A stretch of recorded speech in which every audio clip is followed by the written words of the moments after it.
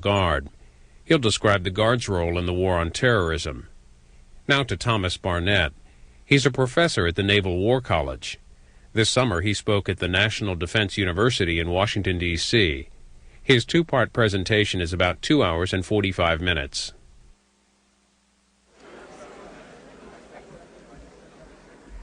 Thank you very much. I'm Paul Davis, professor in the War Studies Department and executive director of the Center for Strategic Leadership Development.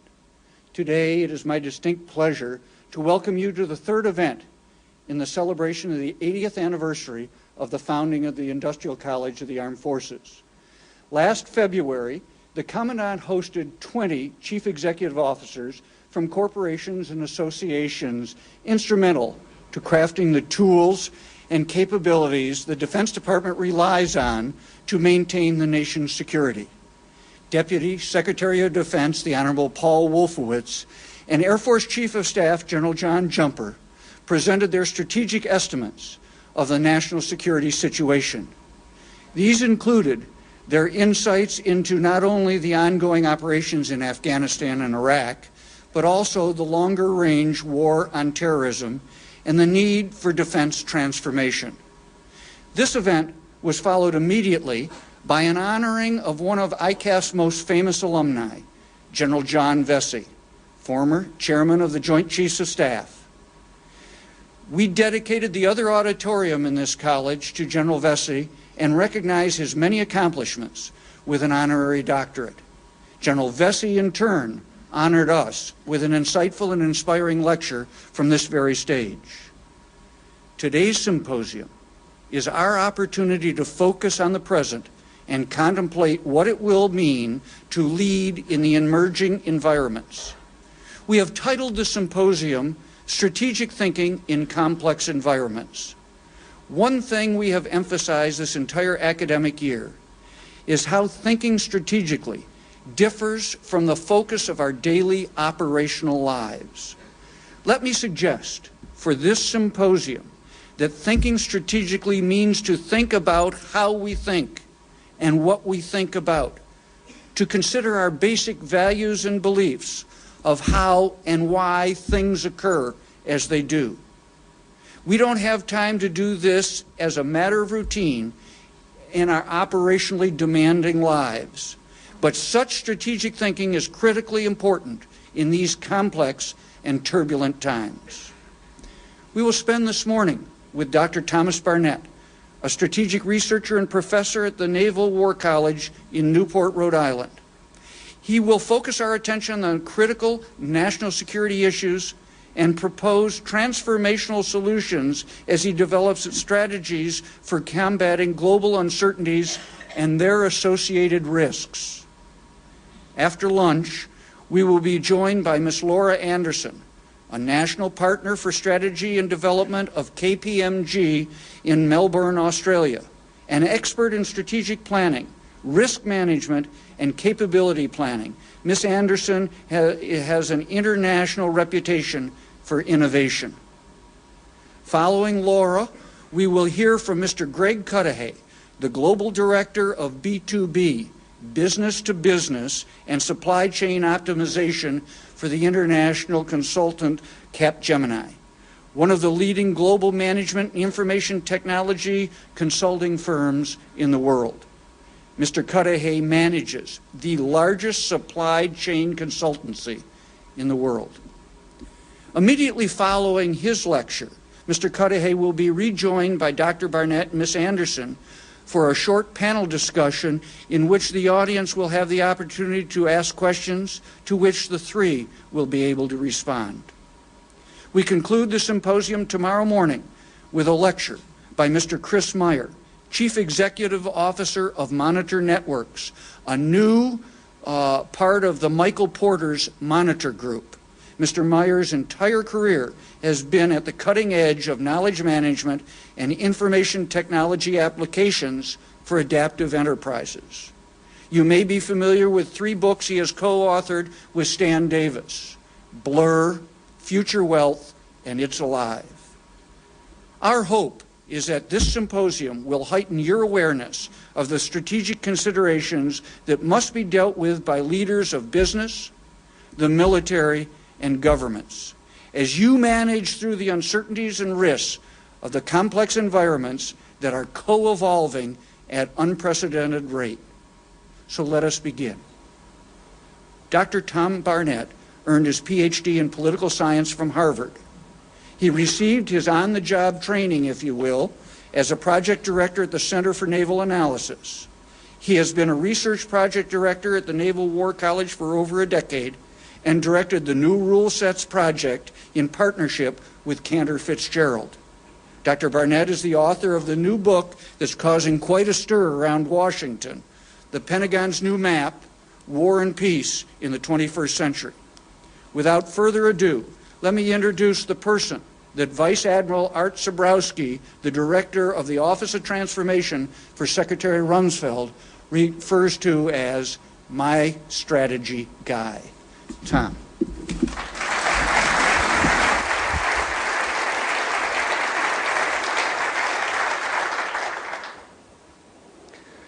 I like to describe the brief and this presentation as the product of about a 6-year conversation with Art Zebrowski, in addition to a long mentoring relationship I've had or enjoyed with Hank Gaffney at the Center for Naval Analyses, and a similar relationship with retired 4-star Admiral Bud Flanagan, recently of Cantor Fitzgerald. The way I like to describe the conversation with Art is to note that we came to the War College at roughly the same time, summer of 1998.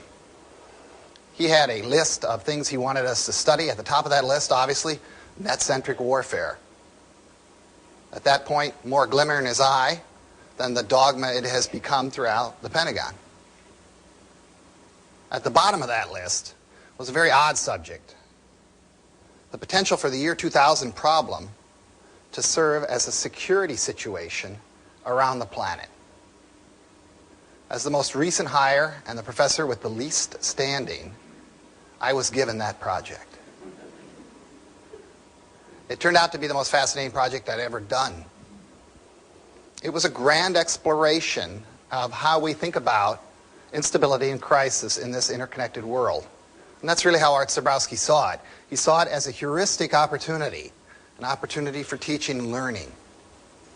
Because he knew there'd be unprecedented discussions between the Defense Department and the rest of the U.S. government, between the government and the private sector, and between America and the world. So we created a project, and we called it the Year 2000 International Security Dimension Project.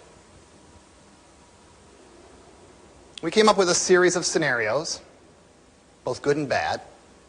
Our worst case scenario was pretty fantastic. Got us a lot of interesting press.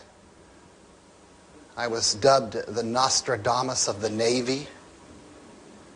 Jack Anderson, the muckraking journalist, wrote an expose on my secretly training the U.S. government and the Marine Corps to take over society in the event of chaos on January 1st. And he had pictures. My wife said, if you can do all that from your desk at Newport, why can't you take out the garbage on Tuesdays like I ask? Our worst case scenario, pretty fantastic. Wall Street shut down for a week. Air travel in the United States shut down for about 10 days. A surge in hate crimes against ethnic groups identified as part of the problem. Surge in gun buying. Islanding of certain services, especially insurance. Breakdowns in just-in-time supply chains. A terrible description of January 1, 2000. A very prescient description, September 12, 2001. It wasn't because we were predicting anything. I was scheduled to be on the 105th floor of the World Trade Center 2 weeks to the day after 9/11.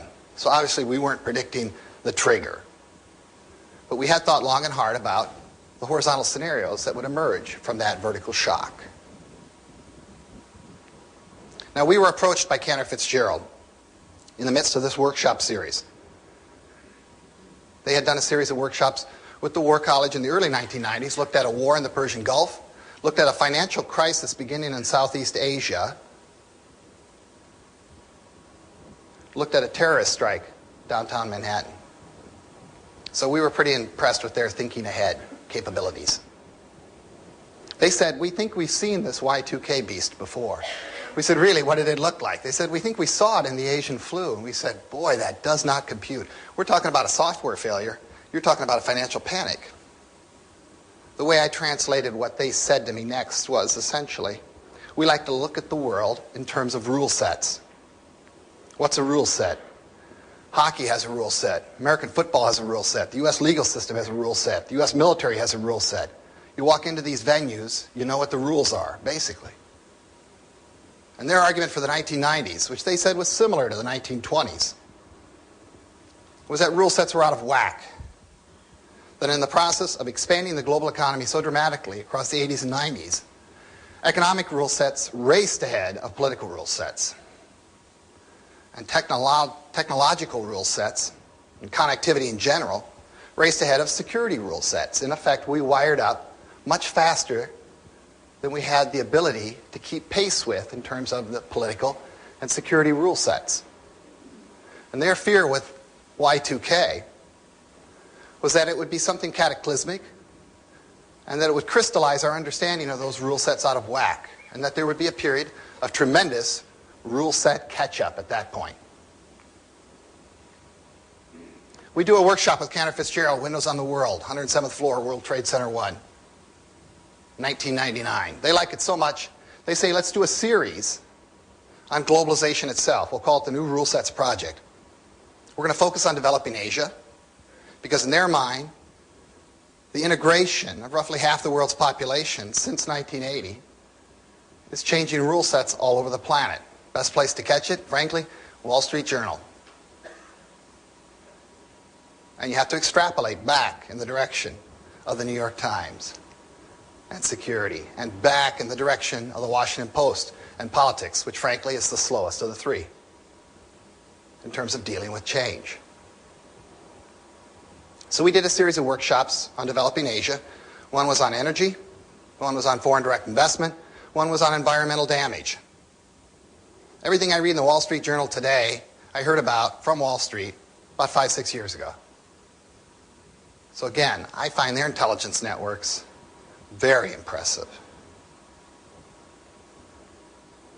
This project gets shot out from under us, somewhat literally, on 9/11. Cantor loses between 650 and 700 people. At that point, I'm footloose and fancy-free. Art Zebrowski's just retired as a 3-star, goes to work for Secretary Rumsfeld as his transformation guru, asked me to come work for him. I said, my wife told me I could marry my divorce attorney and move back to Washington anytime I damn well pleased. And he said, don't worry, I'm the father of net-centric warfare. Here's a cell phone, it's called Southwest to BWI. And about 200 flight credits later, this briefing exists.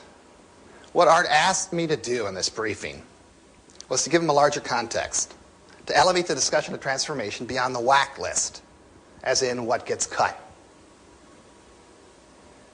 As he likes to tell people, America doesn't have a grand strategy. I needed one for my job, so I outsourced the function to Barnett.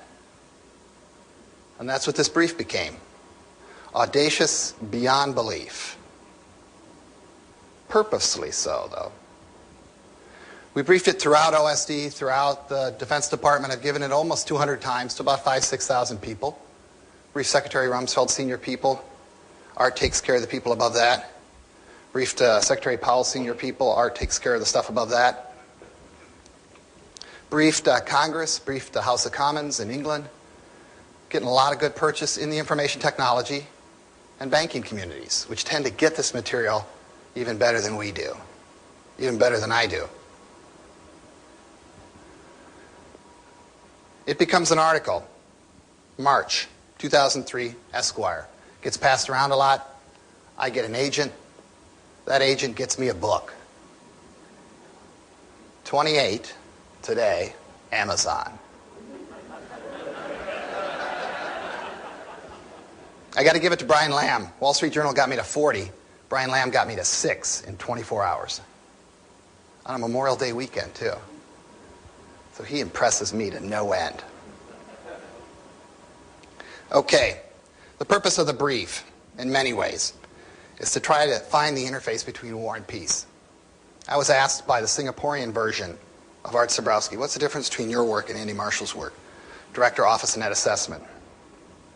I said what Mr. Marshall does and what his office does is it thinks about the future of war within the context of war, which I think is very important.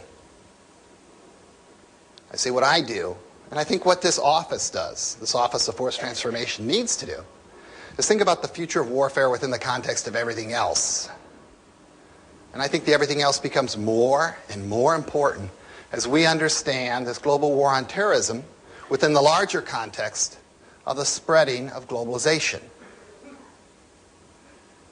So here we go. I'm going to give you my quick history of the 20th century. I'm going to talk about globalization 1. I'm going to date it from 1870. I'll take it up to 1929 to keep it simple. First great coming together of the global economy. I'll say somewhat facetiously, we screw the pooch one afternoon on Wall Street.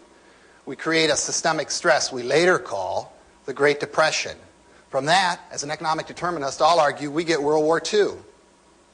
Because it wasn't just Nazi shenanigans. It wasn't just the harshness of Versailles. It was the economy, stupid, that destroyed this beautifully designed Weimar Republic. People in my field, political science, will tell you that it began in its modern form with the question, why did the Weimar Republic fail?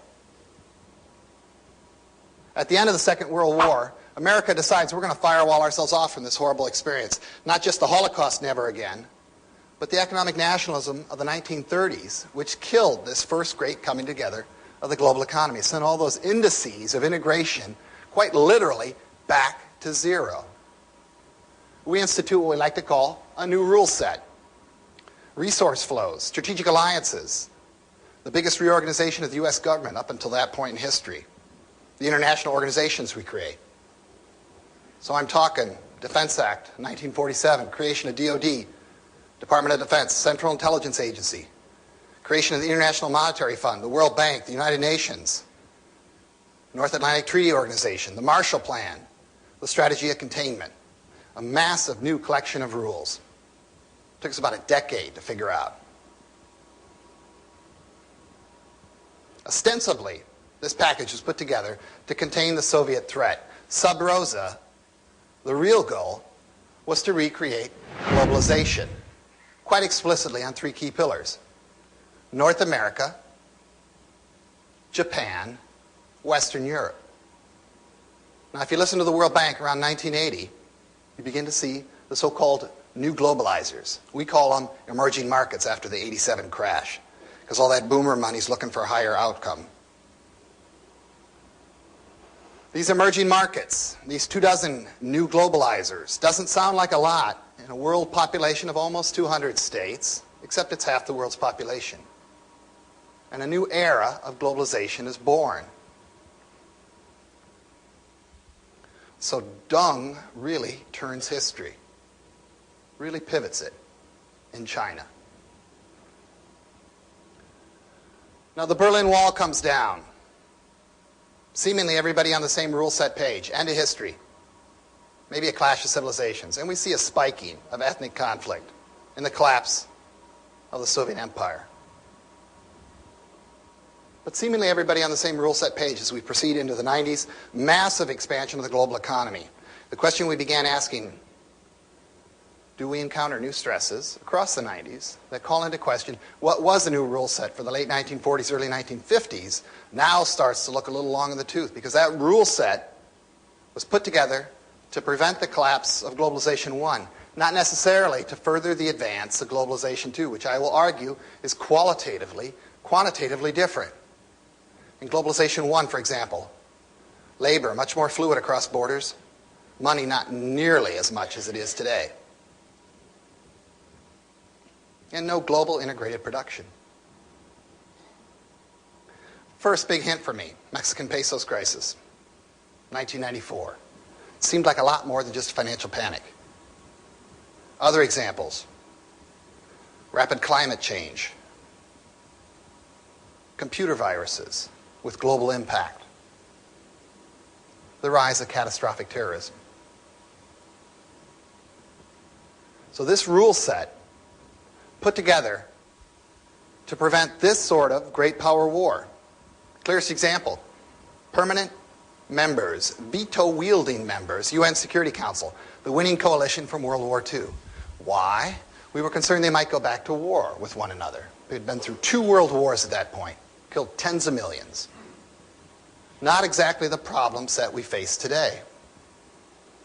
So what we were interested in thinking about when we first drew this slide back with the Y2K work in the summer of 1998 was to ask what could be a catalytic event coming down the pike that would crystallize a sense of rule sets out of control. Were we talking the same level of destruction as World War II? No. But the same level of disruption on some points.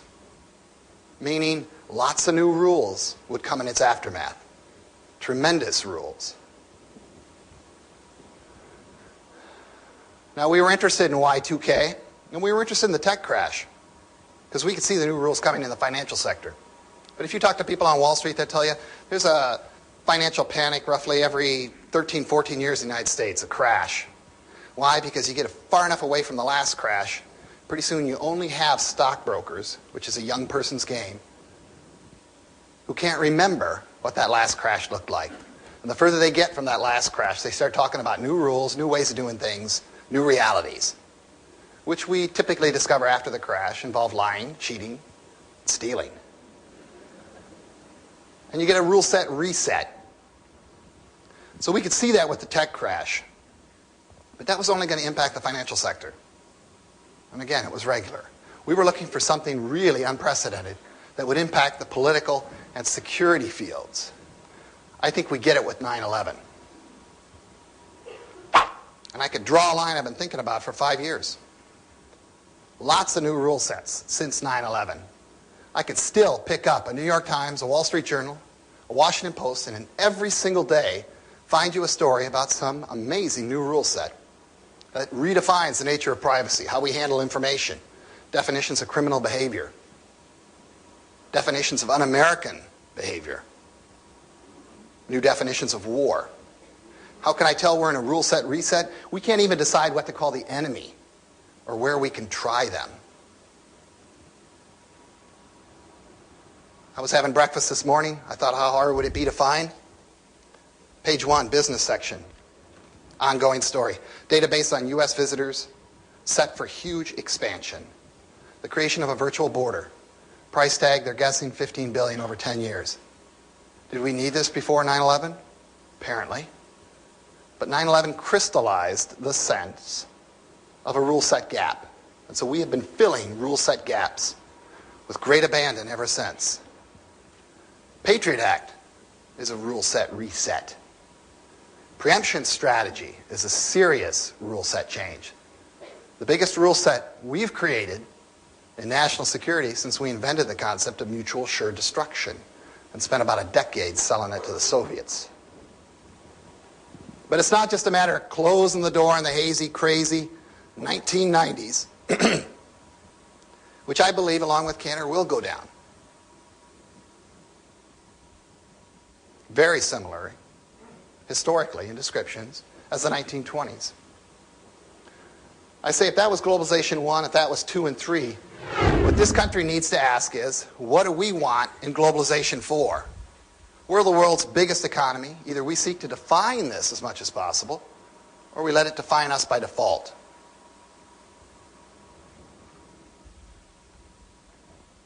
Now, we had the so-called wise men, your George Kennans, your Chip Bolins and whatnot, your Dean Achesons. In the aftermath of the Second World War, they looked around the planet. They said, we've lived through 2 world wars. Where are the major sources of violence and insecurity in the system? And they decided, not surprisingly, it was Germany, Japan, Soviet Russia. And so they put together a package to buy off the first 2, wait out the third. They structured a future. They restructured the U.S. national security establishment to meet that future. And their dream, an amazing dream, was that maybe by the end of the century, Japan and Germany would be so pacified we'd never have to worry about them again in terms of great power war. And maybe the Soviet Union would collapse under the weight of its own contradictions and join our rule set. An amazing vision from that perspective, which takes half a century, but we actually pull it off. Along the way, a transformative event. creating the huge disparity between us and the rest of the world. We moved to an all-volunteer force. We professionalize. We solve the problem that has bedeviled militaries throughout history: how to get the Army to actually cooperate with the Navy.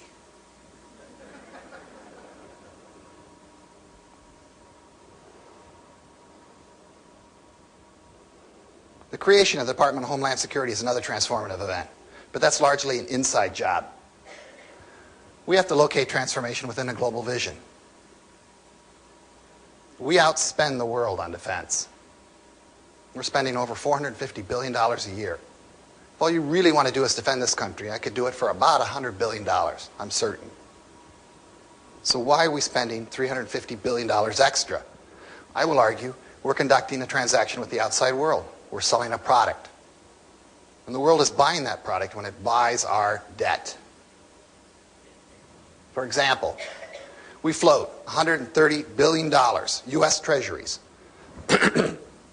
First quarter 2003, 4/5 of it was bought by foreigners. Two biggest buyers, Japan, China.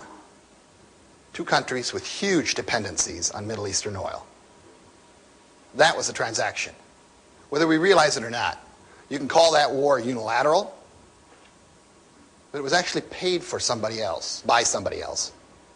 And if we don't understand that transaction and don't understand the service we provide in the course of that transaction, we're waging war strictly within the context of war and not understanding it within the context of everything else.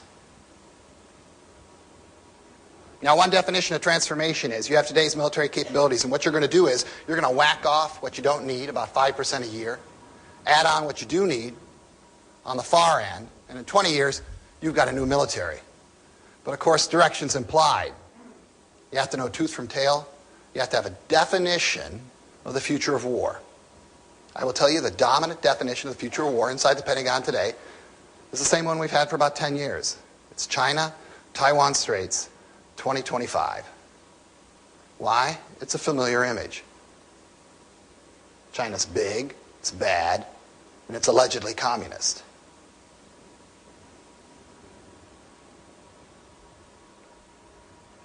I say we have to find transformation within a larger global vision, a vision that speaks to all these points.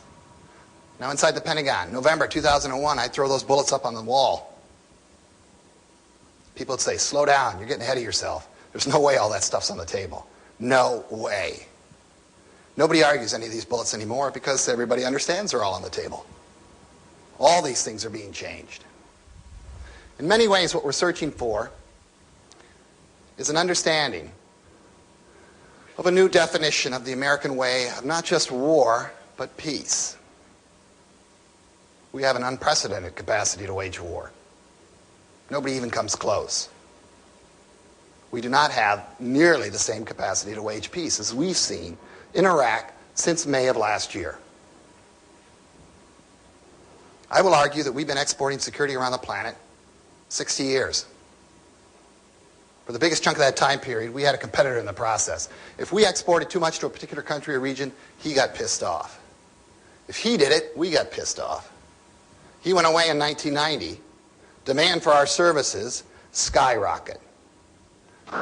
Here's the best measure I've developed, working for Hank Gaffney at CNA Corporation as a consultant. I'm going to talk about combined service crisis response days, meaning if the Navy, the Marines, the Air Force, and the Army all send troops to, say, Somalia for 100 days each, I'm going to call that 4 times 100 equals 400 cumulative combined crisis response days from the services. Billable hours, which I think is the best measurement. Not bombs dropped, billable hours.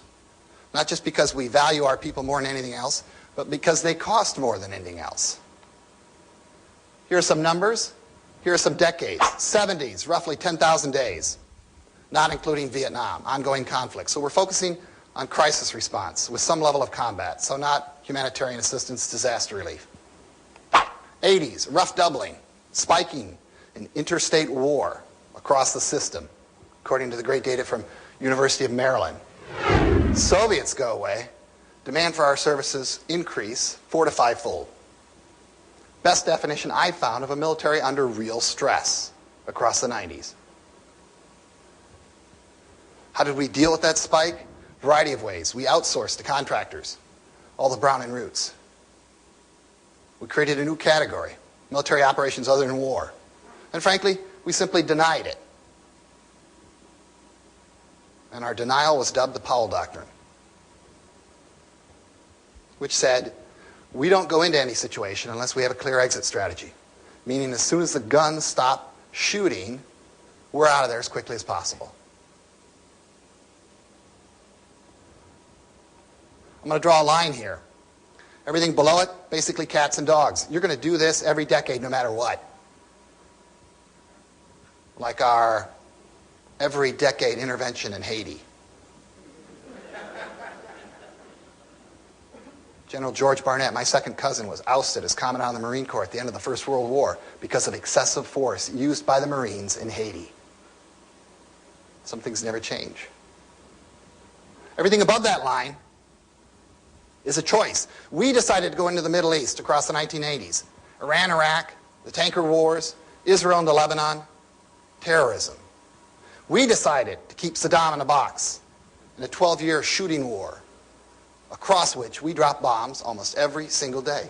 We decided to dismember the former Republic of Yugoslavia. We decided to engage in so-called massive nation-building efforts, Somalia and Haiti. And you can see what kind of job we did in Haiti. What was the actual demand for our services? I would argue it was somewhere north of 250,000 days. This is what we managed. The question we ask is, did we use that asset, which is the most important asset we have, the time and the attention the Defense Department plays or spends on any region's potential or actual instances of mass violence? What did we get for that expenditure? Now I'm going to give you the core gap argument from the Esquire article, The Pentagon's New Map, which got me on a lot of television, generated more hate mail than I could possibly read. I'm going to give you a stretching argument. I'm going to say, if we go back to the beginning of the Cold War, where we had our stuff and where we did our business was largely in sync. We had our stuff and we did our business in Western Europe. Think Berlin crises. We had our stuff and we did our business in Northeast Asia. Think about MacArthur. Think about Korea. Think about a bridge too far in Vietnam. Basic containment strategy. Box the Soviets in on either side. Preserve Japan. Preserve Western Europe. 4 key events across the 1970s shift our attention to the middle of the world.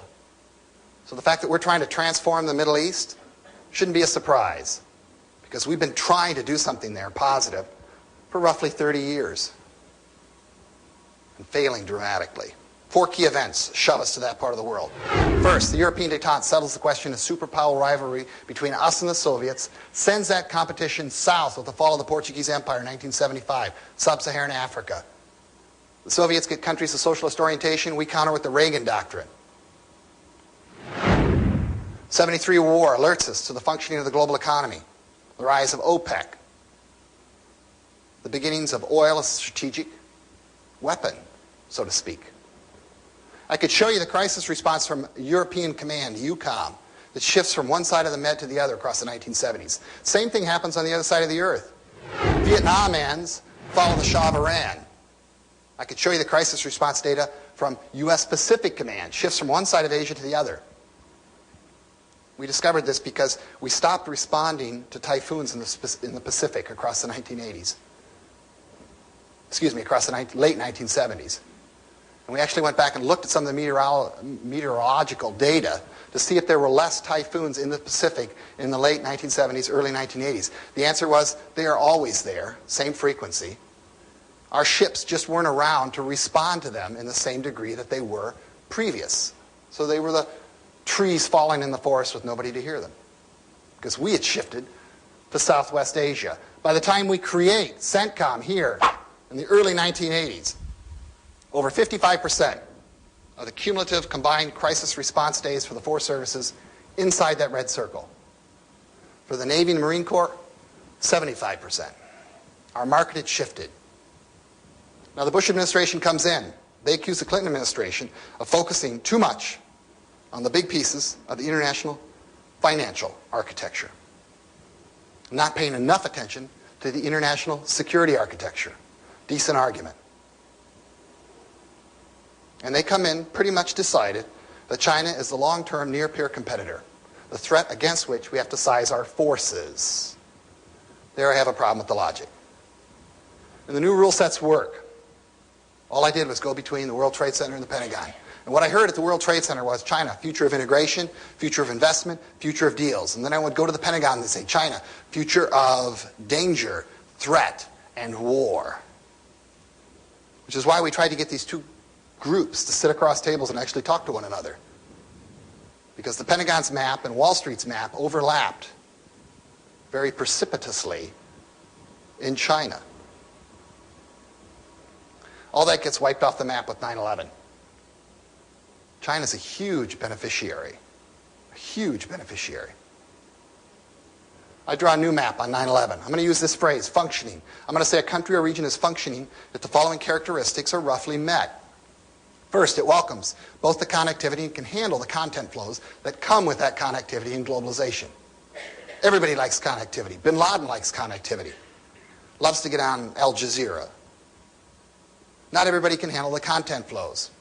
Good example, Barbie the doll was kicked out of Iran about 2 years ago. Barbie had infiltrated Iranian toy stores through the connectivity of global retail. She began appearing on shelves. The mullahs called her Trojan horse of Western influence. They created Sarah, moon-faced doll, covered head to toe in black cloth, put her next to Barbie on the shelf. Sarah did not sell like hotcakes. So Barbie got sort of a fatwa issued against her. Detain Barbie wherever you see her, was the order. Barbie became, for all practical purposes, a doll on the run. You laugh. Saudi Arabia did the same thing the next year. A country or region is functioning if it seeks to harmonize its internal rule set with the emerging global rule set: transparency, free markets, free trade, collective security. We forget we have fought a number of civil wars, one big violent one, over the rule sets that we've clashed over in this country. We're fighting a rule set clash right now on gay marriages. And every time we have one of these rule set clashes, we come back to the reality that we are 50 member states. And Massachusetts can do what it damn well pleases. We are seeing our civil wars replicated throughout the planet. People say, I can't understand these crazy people. All we need to do is to look into ourselves and into our past, and we will recognize every conflict we find around the world. Every single one. Including all the ones with religious overtones. We'll say the global rule set's always evolving. It's not just Davos man's interpretation. It's not just Seattle man's interpretation. Increasingly, it's Osama man's interpretation. We don't want your globalization, and we'll kill you to keep it out. Direction is critical, not degree. China's still ruled by a Communist Party, whose ideological mix is about 30% Marxist-Leninist, about 70% the Sopranos. More important to me, China joins the WTO, World Trade Organization. Imports rule sets it cannot create indigenously. China just let a foreign company take control of a Chinese bank this week. Why? WTO rule sets demanded it. That's a rule set change. A very profound one. Where will you find it? Wall Street Journal. So if you don't read the Wall Street Journal right now, you can't figure out security, I would argue. And I'm not just saying that because they put me on the front page. Not that I wouldn't mind being back on the front page. I'll say a country or region, it may be functioning, doesn't mean bad things can't happen to it, doesn't repeal the business cycle by a stretch. You can always fall off the map. That's the concern we have with an Argentina or Brazil or in India when you see a shift in the election. Functioning parts of the world, North America, Europe, both old and new, Russia under Putin's managed democracy, India in a pockmarked sense, China in a coastal sense, industrialized Asia, South Africa, the country, ABCs in South America, Argentina, Brazil, Chile. Put a circle around that, I'll call it the functioning core of globalization. Roughly 4 billion out of 6.3, 2/3 of the world's population. So when people try to sell me on the notion that the world is going to hell in a handbasket, and it's perpetual war, and it's global chaos, and it's an American empire, and it's a global cop role for us, I say nonsense. 2/3 of the world functions just fine without our military interventions. Has done so for roughly a decade and a half. Just fine. No major incidences of mass violence anywhere in the core. Let me show you the other part. Here's the natural demand pattern that emerges for U.S. security exports since the end of the Cold War. U.S. crisis response since 1990. Almost 150 separate interventions, not including straightforward humanitarian assistance and disaster relief. So some danger of guns going off. This is the pattern. Now, simple political scientist that I am, I drew a line around it. And I said, what is it about these regions that continue to draw our attention? Understanding this is a fairly simplistic approach. I'm trapping some very globalized societies in there, like a Singapore, like an Israel. And I briefed the Israelis and I briefed the Singaporeans, and they say, we have no problem with your description of the world. We know exactly what neighborhood we live in. This is why we enjoy having you as a big security partner. Singapore says, you want to park that carrier? Bring it right here.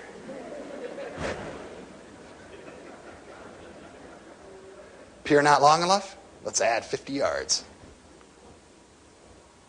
And I understand that I'm leaving the Cold War's tailbone, North Korea, up there, in an otherwise stable Northeast Asia. And why he matters, I would argue, is his takedown should create the basis for an East Asia NATO and the beginnings of a strategic partnership between us and China. So he still has a function to serve. I'm going to call this the non-integrating gap. It's globalization's ozone hole. This is bald spot.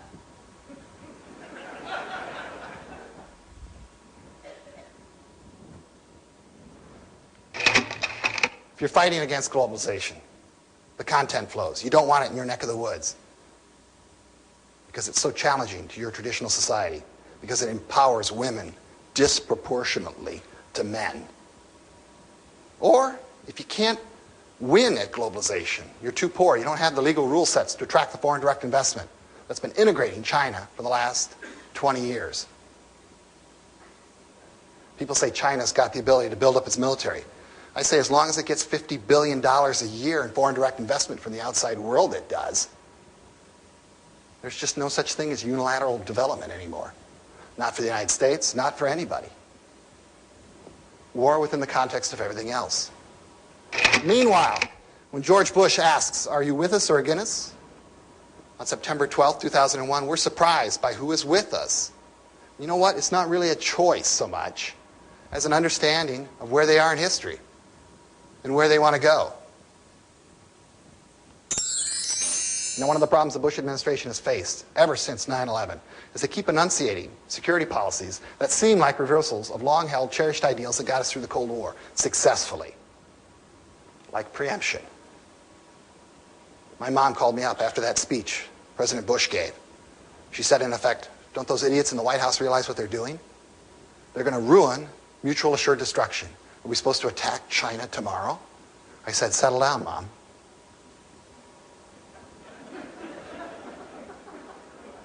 I'm the futurist in the family. Nothing changes with mutual assured destruction across the core. Nothing changes in terms of deterrence. Isn't it amazing that we no longer talk about strategic arms limitations talks with anybody across this core? Nobody. That was the dominant security agenda for about 25 years. I thought my whole career was going to be arms talks. Nobody talks about it anymore. Nobody. Nobody even notices that we don't even talk about it anymore. When we're talking preemption, we're talking inside the gap. My best evidence? International Criminal Court has this article. I think it's Article 98. It's an exclusionary article, which says, in effect, You can be exempted from being sued by another country if you choose to invade that country and engage in acts that could be considered worth suing over. In effect, it's an interventionary prenup. We have created treaties to take advantage of that exemption under the ICC, the International Criminal Court. We have signed about 70 of them at last count. 68 of them are inside the gap. So it's no secret about where we're going in this global war on terrorism. And it's no secret about where we're not going.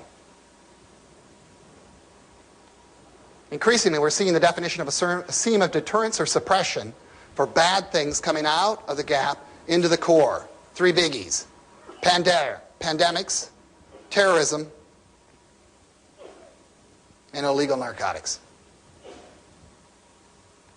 So it's not just one rule set for the United States and another for the rest of the world. It's understanding that globalization is not a binary outcome. It's not nowhere or everywhere. It's a what and a where. Show me where globalization is, I'll show you connectivity. I'll show you rule sets. I'll show you no mass violence. Show me where globalization isn't. I'll show you much less connectivity, far fewer rule sets, and basically all the wars, all the civil wars, all the ethnic cleansing, all the genocide, all the employment of mass rape as a tool of terror, all the situations where children are forced into combat units. I'll show you the vast majority of the drug producers, the vast majority of the transnational terrorist groups that we care about. All inside the red. No mystery. So it's not when unilateralism makes sense, it's where. The core is still the world of multilateralism. We're a strange sort of empire. We go around and ask everybody in the world, could we pretty please invade Iraq before we did it? Which is not how empires throughout history have been run. Don't remember with Joe Stalin, Adolf Hitler, the Romans. Don't remember anybody doing it like that. We have seen a huge uptick in bilateral security assistance to what I call the seam states that ring this gap. So we have big interest in South African banking networks that we fear Al-Qaeda is accessing as sort of a back door. We are concerned about the ability of people to move in and out of Thailand's northern forests. We're concerned about this juncture of terrorism and narcotics and rebels. And so we're making big efforts.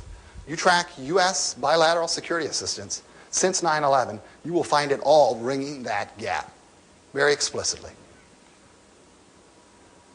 When we engage in unilateralism inside the gap, frankly, it's a form of functional unilateralism. We're the only military in the world that can send massive amounts of power at great distances and actually use it. I think it was last year, China sent 800 peacekeepers to Central Africa. And within about 3 weeks, they were bitching about the logistics. 800 guys, their guns in their pup tents, and they were straining at the leash. We send something like 250,000 troops to the Middle East and all the stuff that goes with them to wage war. Nobody else comes even close to that. So we can ask the UN to bless us with a resolution and dress us with coalition partners that, frankly, we don't need for the warfighting part, but we find very handy for the peacekeeping part. But the major employment of warfighting assets around the world is going to be done by the United States in a functionally unilateral role. It's not the U.S. flaunting the rules, but stepping up to the unique tasks of not global cop, but a policeman, frankly, that walks the beat 24/7 inside the gap. And there are different rule sets between those two arenas. It's a lot like talking to a cop in Los Angeles. You say, do you behave the same way in Brentwood as you do South Central? And he says no, and you ask why, and he says, because I want to get home for dinner in one piece. And the rule sets aren't the same in South Central as they are in Brentwood. If you expect me to go there, you're going to have to understand that. And frankly, we have to understand that, and our European allies have to understand that when we go inside the gap and do these kinds of things. I like to emphasize this is a very boundable problem, but it's a very big problem in terms of geography. Here's my favorite map. It's called the Peters projection. It's favored by the UN. And no, I'm not talking about Ralph Peters, because that map would have war everywhere. What's so great about the Peters projection is that everything lines up north to south, east to west, which makes it really easy to figure things out. Another thing that's cool, and why it looks so distorted, frankly, to the normal eye, is that it's geographically accurate. Here's the secret of cartography. If you've ever looked at the Defense Department map, you're misguided. Greenland is actually much smaller than Africa. They're not actually the same size. Here's what my gap looks like on this map. It's big. Now, one of the first things we noticed, since the fall of the Berlin Wall, we closed 150 bases, major bases, 1,000 people or more across the core. 24 and counting new ones inside the gap. So Andy Hone, Office Secretary of Defense, his big plan for moving bases around the world, frankly, all it involves is moving them closer to the gap. That's all it involves. This is your expeditionary theater for the 21st century. It's not going away. You can vote Bush Cheney out of office. It'll still be there. So president after president, administration after administration, Republican and Democrat, are going to have to deal with this.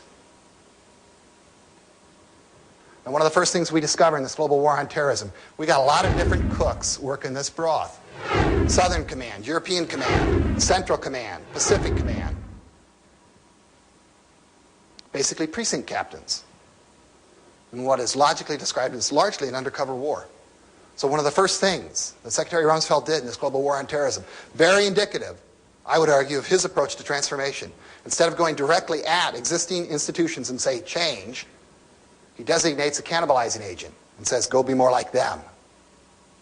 And that cannibalizing agent, where the warfighting ethos of the U.S. military is going to migrate, and has been migrating for quite some time, is Special Operations Command. That's why they were given operational control of the global war on terrorism. And we're seeing a redefinition of Strategic Command as a global strike force, the beginnings of a matrix organization. Warfighting is going to migrate in the direction of these two commands, previously considered just supporting. Now leads in their own right, in distinct contrast to the so-called pro-councils of the combatant commanders of the world. Some of the implications we draw from this map. First, we emphasize the advantages of exterior position. All the good stuff's on the outside, no matter how you measure it. Fiber optic cable, money, R&D, population, wealth, trade. It's all better on the outside. It's a very boundable problem. We talk about the need for more sensors because we've got to reduce unambiguous warning. Why? We want to be about prevention, not just retaliation. We have not caught up to that yet. Frankly, that's what generated Secretary Rumsfeld's snowflake they published on the front page of USA Today, asking for metrics. Very honest question, which of course brings upon him immediate ridicule and speculations that he's leaving office. Because Americans don't like to think strategically.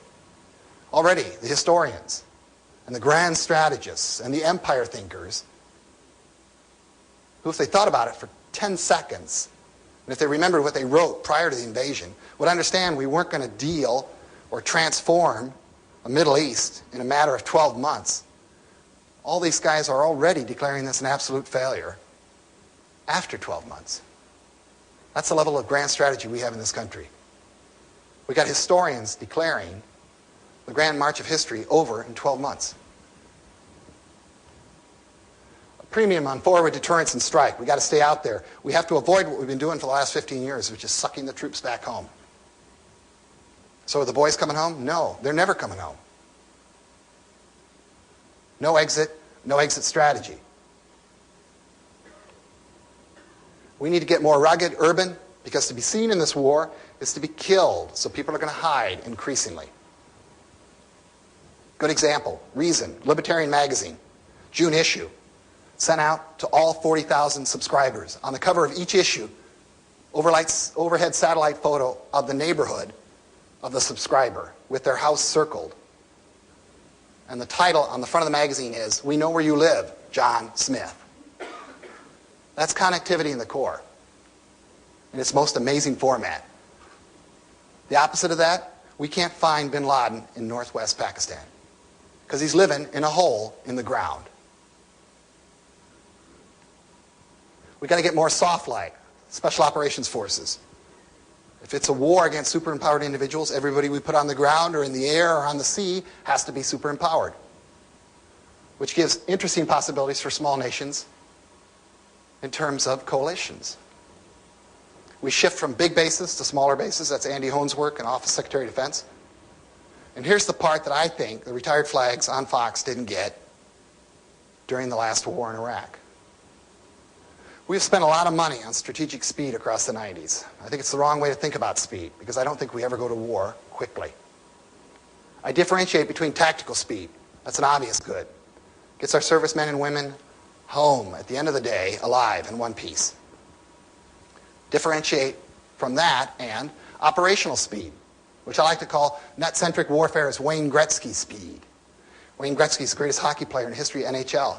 He was asked, why are you so good? You're not the fastest skater. He said, I don't skate to where the puck is. I skate to where the puck will be. That's common operational picture. That's speed of command. That's synchronicity. That's moving bytes more than bullets.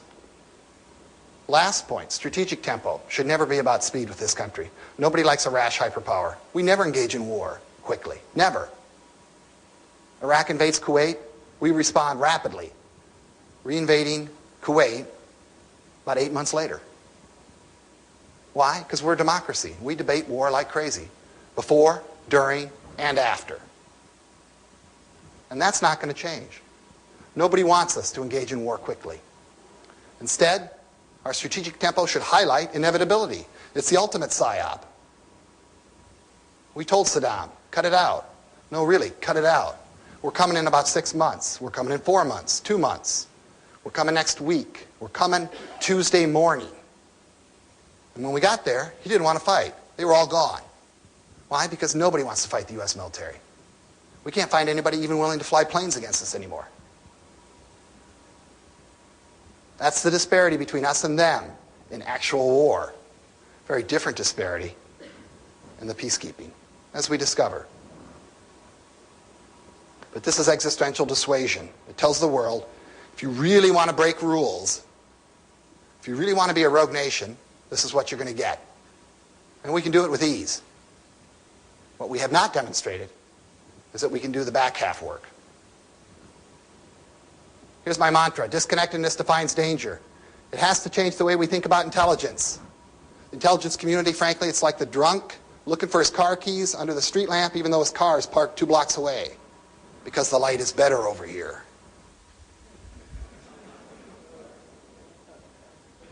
We don't know anything about the gap. We don't have the intelligence networks for it. It's absolutely embarrassing. That's why we get such amazing calls wrong, like, did Libya get far in its WMD? How far was Iraq? What do we really know about North Korea? Almost nothing. That has to change. Increasingly, we have to reorient not just the intelligence community, but the way we think about war to the gap. Does it mean we never hedge against China in the future? Absolutely not. Does it mean the vast bulk of our resources and imagination should be focused on what I would describe as the absolute failure of U.S. national security 25 years from now at $450 billion a year? No. I think we have to spend money to create success every year between now and 2025. And I think we can do that and maintain a certain hedge against China invading Taiwan. A new definition of crisis to go with this new map of the world. I'm going to explain what I mean by this new definition of crisis by telling you how I was educated as a young political military analyst at the Center for Naval Analyses at the end of the Cold War. I'm going to differentiate between what I call vertical and horizontal scenarios. When I came to CNA, I was taught to think about surprise, strategic surprise, as strictly a vertical scenario. Definition of change and real danger, a vertical scenario. What do I mean by this classic Cold War definition of a vertical scenario? It unfolds with lightning speed. It's always a bolt from the blue. The opponents, conveniently, were known beforehand in the Cold War. So were our allies. Strategy and battle plans published in thick volumes up on the shelves. We practiced them day and night. Tom Clancy made a fortune writing about them. Single-handed poker, no evolutions or change. You couldn't be Poland in the middle of World War III, stand up and say, you know what, I'd like to reconsider. Static time frame. You're going to fight the war. The world remains frozen in place. Not a lot of good global economic histories of the Second World War. Why? Because there was none. It was a global war. Everything froze in place. And then you figured out who the losers were on the far end, and you took away their stuff. This is a highly idealized definition of World War I and World War II. World War I, fight it out in Europe, take away the losers' empires. World War II, draw a line through Europe. Soviets get half, we get half. World War III, delayed gratification. Wall comes down, we go into Russia, loot it for everything we can. Classics of this genre. The Fulda Gap, which never happened, and the mini-me version, the DMZ, which we still have. Now, my problem with this education was I never actually experienced it across my career, this definition of crisis. Instead, I experienced cognitive dissonance. I kept looking at the world, trying to make my mental models fit it. What we saw across the post-Cold War era, something very different. Eventually, I came to dub it the post-Cold War horizontal scenario. This thing that goes up and down and forever and ever. My definitions of this. No clear beginning or end. Drags on forever. Can anybody name the year the Balkans crisis began? I think it was 1390. Definition of the enemy changes over time. We go into Somalia. At first it was famine. Then it was lack of governance. Then it was warlords. Then it was that one warlord. Then we get a bunch of guys killed and we decide it's really the UN that's the problem. So we got the hell out of Dodge.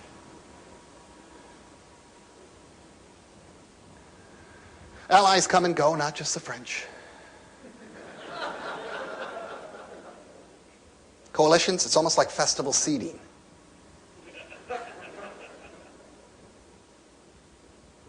Strategy evolves. Strikes, not battles. Definition of the problem depends on what op-ed you're reading that morning. In fact, on a good morning, you can find 2 or 3 on the same page. World goes on. Meanwhile, you're babysitting some crappy situation, seemingly in the middle of nowhere. 2 classics of this genre. Fighting Monty Python's Black Knight, Milosevic. Lopping off limbs of his body politic as he idiotically taunts us and dares us to fight on. He sits limbless in the docket, spitting at us still. His trial goes on for another year or so. And then keeping Saddam in the box for about 12 years. What did you get with that? You made the Europeans a little happier? You kept oil stable coming out of the Middle East. You let globalization in the go-go 90s go. Because you went there. No circle for this. Between AIDS and all the deaths from conflict, roughly a Holocaust here. Roughly a Holocaust. Roughly 6-7 million. Doesn't appear on anybody's maps. Certainly not on the Pentagon's maps. Page 23, New York Times. Nobody cares because nothing comes out of there that we fear enough or value enough to make the effort on. I put these 2 together and I describe what I call a system perturbation, a shock to the system that alters rule sets. I'm going to talk about pain. I'm going to talk about time, sort of the meaning of life. I'm going to say a system perturbation begins with a vertical shock followed by any number of horizontal tails. I'll throw up 4 here illustratively. Vertical shock, obvious, 9/11. Some of the horizontal tails. What happened to the airline industries? What happened to the financial sector? The anthrax scare, fellow traveler or not, I don't care. Pathway dependency. And the immediate horizontal tail called Afghanistan. Some of the tails that come off the original tails. What happens to the airline industry happens to the tourism industry all over the world. Damages dramatically the Egyptian economy within weeks. Damages the Israeli economy. By extension, the West Bank economy. Because at that point, a lot of day labor is coming across the line, backfilling service economy jobs. So violence goes up in the Middle East. Part of bin Laden's plan? Absolutely. What happens in financial sectors Happens to the insurance industry, happens to the reinsurance industry, if you follow that interesting tale. Spills over into the airline insurance industry. And so you see the merging of these horizontal scenarios. With anthrax, we get this interesting tale called the breakthrough on AIDS drugs patent relief around the world. Helps launch the Doha development round. Part of bin Laden's secret plan? I don't think so. Making AIDS drugs cheaper across sub-Saharan Africa. And yet it's an interesting line. 9/11 happens. Anthrax guy or gal strikes. 5 dead, 13 sick in the United States. At that point, Canada, normally a wonderful rule set follower, tells Bayer, the German giant pharmaceutical, we're going to break your patent on Cipro. We're going to crank it generically here in Canada. You're not going to get a dime. We're going to call it a national emergency. Charles Schumer, U.S. Senator from New York, says we should do the same thing. Bush administration kind of whispers across the Atlantic. We don't think we need to do that at this time. Bayer catches the hint. Turns on every factory it has in the world 24/7, cranks out Cipro at an unprecedented rate, floods the market, cut rate costs. At that point, figuratively in the back of the room, sub-Saharan African nations raise their hands and they say, how do you people do that with a straight face? We've been asking for AIDS drugs patent relief because millions are dying across sub-Saharan Africa. You say, boy, it's complex. Shareholders' expectations, R&D, patent copyright. Wish I could help. You get 5 dead, 13 sick. You rewrite the rules one afternoon. Sub-Saharan African nations threaten to derail the launching of the Doha development round, being held in Qatar, November 2001. They hoped to launch the development round in Seattle, 1999, but Seattle man took care of that. So the powers that be were very intent on showing the world that bin Laden does not derail the WTO. Sub-Saharan African nations are going to derail it on the basis of their anger over the intransigence of the old core on AIDS drugs patent relief. Bob Zellick, U.S. Trade Representative, steps to the fore, cuts the deal, Doha development round is launched. A lot of back and forth since then. But one of the upsides of this whole strain is you're going to have cheaper AIDS drugs throughout the gap. And it's interesting. Soon after that gets announced, China says, you know what? We have a very serious AIDS problem. And decides they're going to start breaking patents all throughout China on creating AIDS cocktail drugs. Absolutely amazing story, which talks about the unintended consequences. With Afghanistan, you have the new tale called Pakistan. Pakistan, frankly, was on its way to being declared a rogue nation. We were just waiting for the paperwork to come through the system. Now they're our friends all over again. Great. India and Pakistan almost go to a war after the 12/13 bombing of the New Delhi Parliament, which occurs in the aftermath of our takedown of Afghanistan, which changes dramatically our relationship with Pakistan and also pluses up our military-to-military cooperation with India. And what was so scary about the massing of the troops on that border after that terrorist attack was both sides were saying to the other side, you're in a world of trouble, my friend, because I got a brand new friend called the United States. You want to talk about a scary situation? The rule set reset on nuclear war in South Asia would have been profound. And then we have the tale called Dustans. We got military bases in the former Soviet Union. If I came to you in 1985 and said in 2004 there'd be military bases throughout Central Asia, you'd say, how many millions died in World War III? Now over time, some of these tales disappear and new ones appear. The global war on terrorism is a tale that we create. Within months of 9/11, it looked like we were going to pull the string on Israel and the Palestinian Authority because of the high jump and suicide bombings that were occurring there. You could argue the Bush administration redirected and said, no, no, no, we're going to do this one instead. And as we ran up to the war last spring, our friend on the Korean Peninsula said, hey, don't forget about me. I'm still crazy.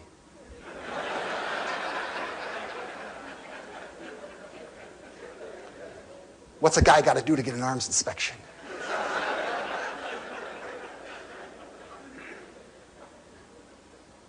Whoops, there goes another one. I have no idea what's in the nose.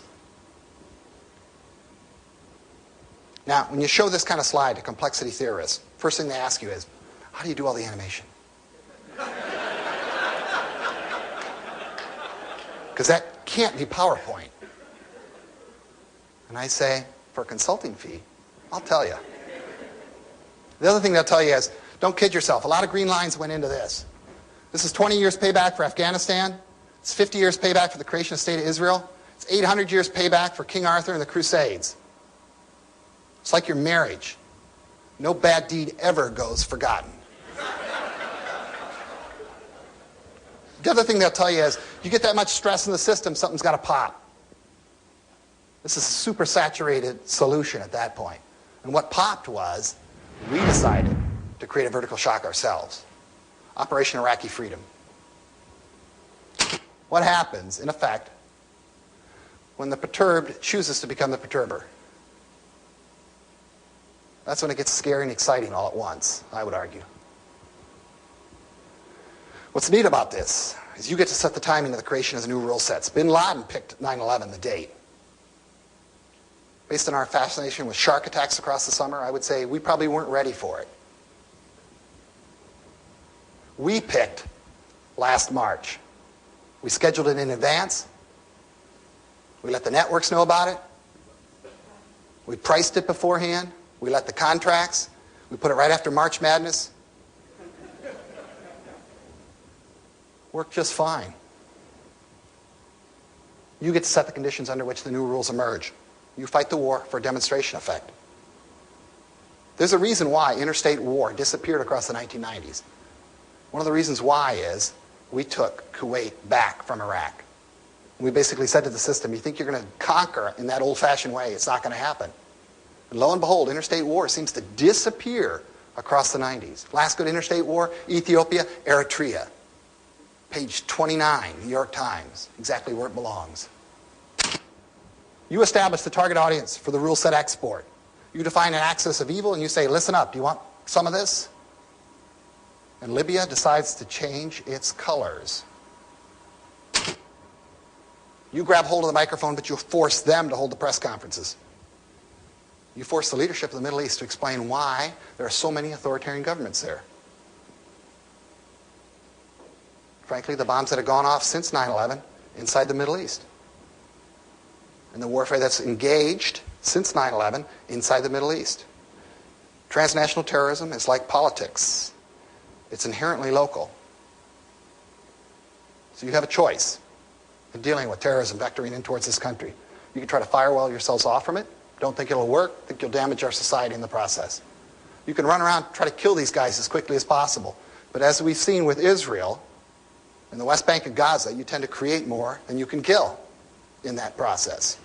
Or third, you can decide what their strategic goals are, and you can try to get there first. There is no secret about what Osama bin Laden's goal is for the Middle East. He wants to drive the West out of the Middle East so he can hijack the Middle East out of the world. We've seen it before. It's the same basic deal that Vladimir Lenin and the Bolsheviks pulled off. An exclusionary rule set for a big chunk of humanity. Lenin eventually grabbed 1/3 of humanity thanks to Mao and others. And we're just seeing a modern variant of it. And he's fairly explicit with it. Osama says to the Europeans, you leave the Middle East, I'll stop killing you. You got 90 days. What the Bush administration is really trying to do, and they're quite explicit about it, is create a big bang in the Middle East. They hope to change Syria's behavior.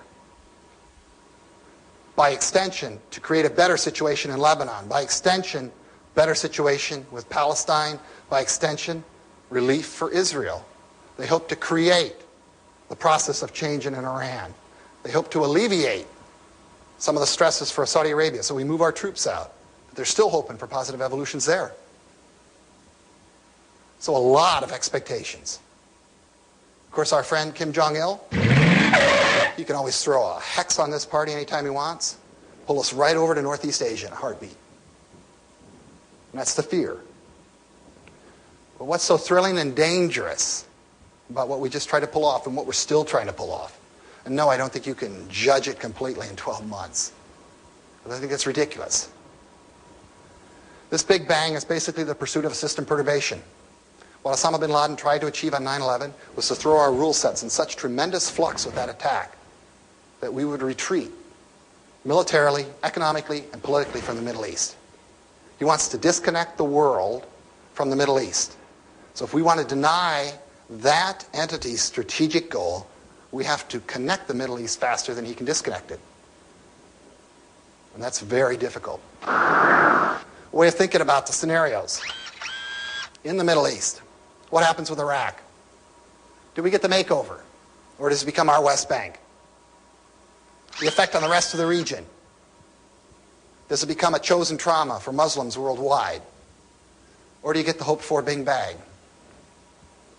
Worst case, West Bank, chosen trauma. Black Hawk Down, the series. Not just a bad movie, a reality series we watch every week. To numbing and or enraging effect. Why? Because we got the reserve component over there big time now. The Abrams Doctrine, when we put it together back in the early 1970s, said you can't go to war unless you use the reserve component. We've gotten around that rule. We can go to war whenever we want without using the reserve component. What we can't do is wage the peace without him. And we're going to discover that increasingly as this occupation drags on. The danger here is this becomes a global magnet. Next worst case situation. The Arab Yugoslavia. Sequential instabilities around the dial. That's probably the pathway you take if you accept the notion you're going to have 3 Iraqs at the end of this process. The Kurds, the Sunnis, and the Shiites. The better route, I think, what I call the new Berlin Wall. Muslims are still angry about our situation and our presence. We succeed somewhat in Iraq. We focus on the next problem set, Israel and the Palestinian Authority. We sit on that security fence probably for 2 or 3 decades. You say it can't be done. I say we did it in Berlin. We're still doing it in Korea. Europeans have done it for decades in Cyprus.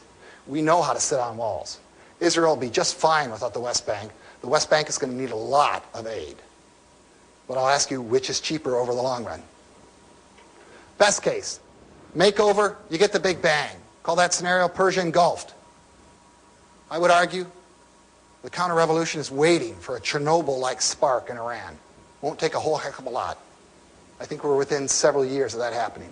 I don't expect the mullahs to rule that country in the same way they do now, 2010. And I think Saudi Arabia sees the writing on the wall and will move progressively in that direction. Why? Because the terrorists are coming back home and blowing up things in Saudi Arabia now.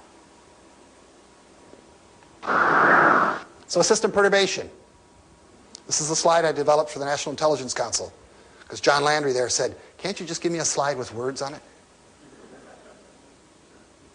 A system perturbation is an international security order thrown into a state of some confusion by a perversely shocking development. Emphasize perverse.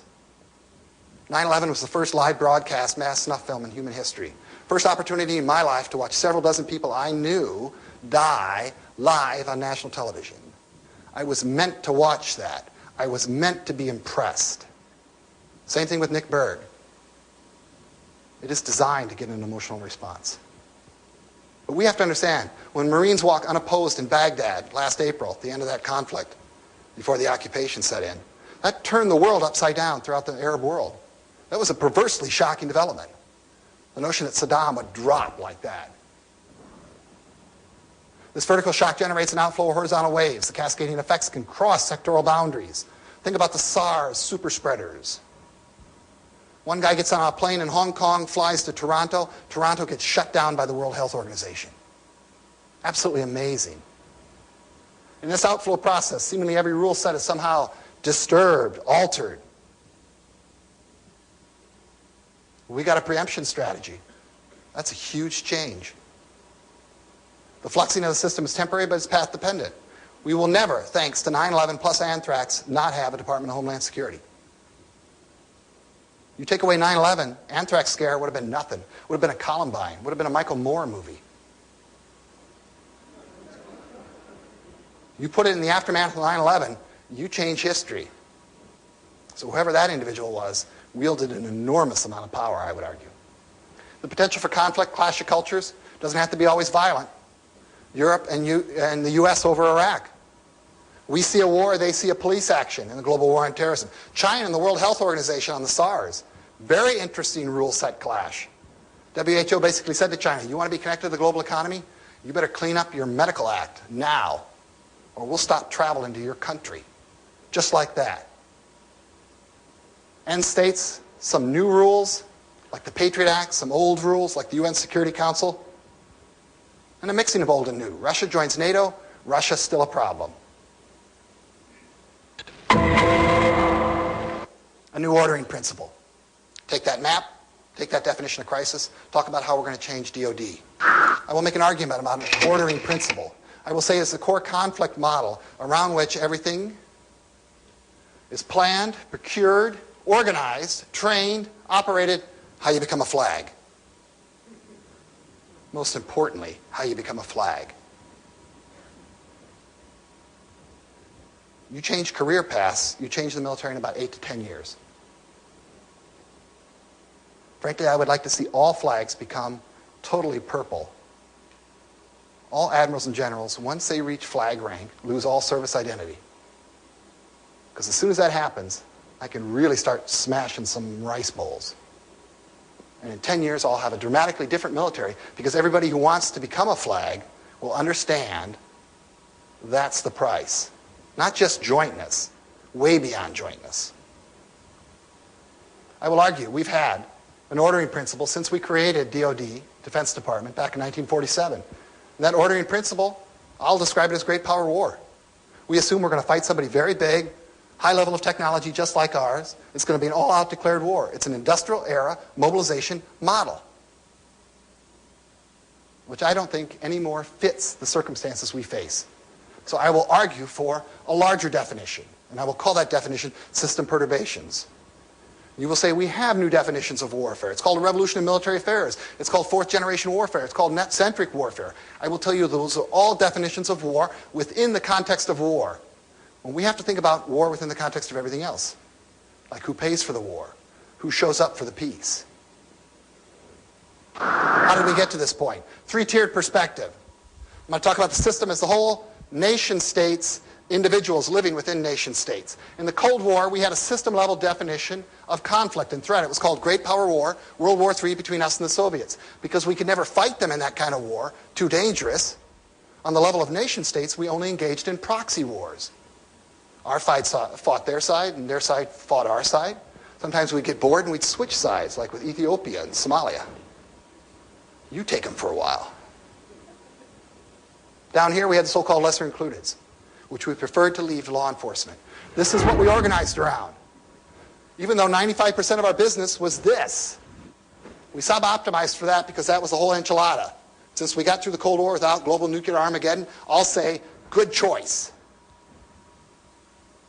We get to the 1990s. The Soviets don't come along. We downshift. We say, two major theater wars is almost like a great power war. Do you think we could sell Congress on that? And we did. It was called Les Aspin's Bottom-Up Review. I know, because when I brief Congress, they say, yeah, that's it. That's what you sold us. Down here, everybody got a promotion. I'm not just a terrorist. I'm a transnational actor. Up here, we didn't have anything, so we made something up. A threat to be determined. China, all grown up. But this is what we sold Congress. This is what we organized around. An abstract four-sizing principle. We come to today. What should we organize around? Some people say, for $450 billion, you better do better than just whacking the Taliban 6 weeks later. How about protecting Americans? How about taking $200 billion out of defense and putting it in the Department of Homeland Security? Now. What the military fears about that kind of argument is that they will be dragged down into the muck. They will be ruined as a military. You'll ruin this military that we spent 25 years putting together since the end of Vietnam. You'll destroy it. You'll turn us into a giant police force. I say relax. We got a department for that. Third biggest one. Some people say, we've just invaded Sicily. Let's figure out who Italy is. It's World War IV. Hell, I say let's just kill all their leaders and Christianize them.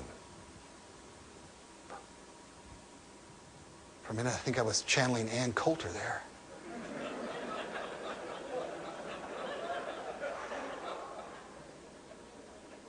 Well, it was good to be that thin.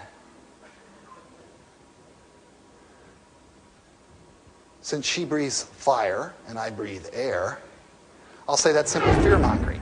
You can't tell the world your grand strategy is, let's roll, bring it on. Who's next? You talking to me? Because I'm the only military superpower here. What is left unsaid by this administration encourages a lot of bonehead ideas and a lot of fear-mongering by people who frankly should be shouted off the stage. We're a system-level power. We need a system-level definition of instability and insecurity. This is what we should organize around. The rest of the world will fall in place if we can manage this. You know what? That's a whole lot more than DOD. It's a whole lot more than the Pentagon planning for war. It's way beyond interagency. What we face is a problem of success, not failure. This is the deeper reach of U.S. military power over time. I got into this business 15 years ago to do strategic nuclear planning against the Soviets. It was a war against a bloc. By the middle of my career, I was working on regional hegemons, wars against bad regimes. Now we fight warfare against individuals. We went into Panama, we wanted Noriega. We went into Somalia, we figured out it was Aidid and his clan. We went into the Balkans, we figured out just get Milosevic and his people. We went into Iraq looking for a deck of cards. We're just here for the bad guys. Please go about your business. We don't fight militaries anymore. We don't fight nation states.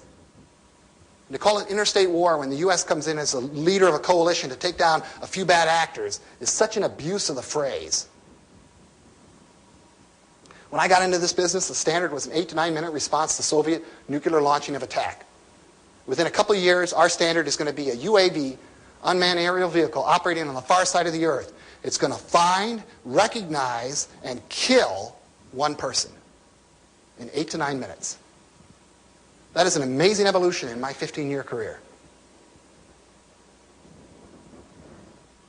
How much will our military forces change to mirror this environment? I'll tell you, our legacy, in terms of capability spread, looks something like this. We're primarily built to fight other nation states, so the bulk of our capabilities are found there.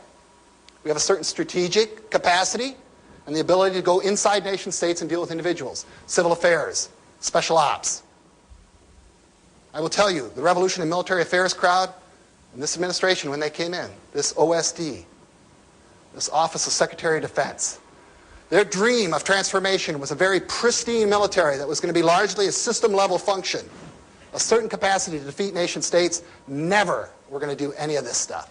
Never go inside nation states, never nation build, none of that stuff.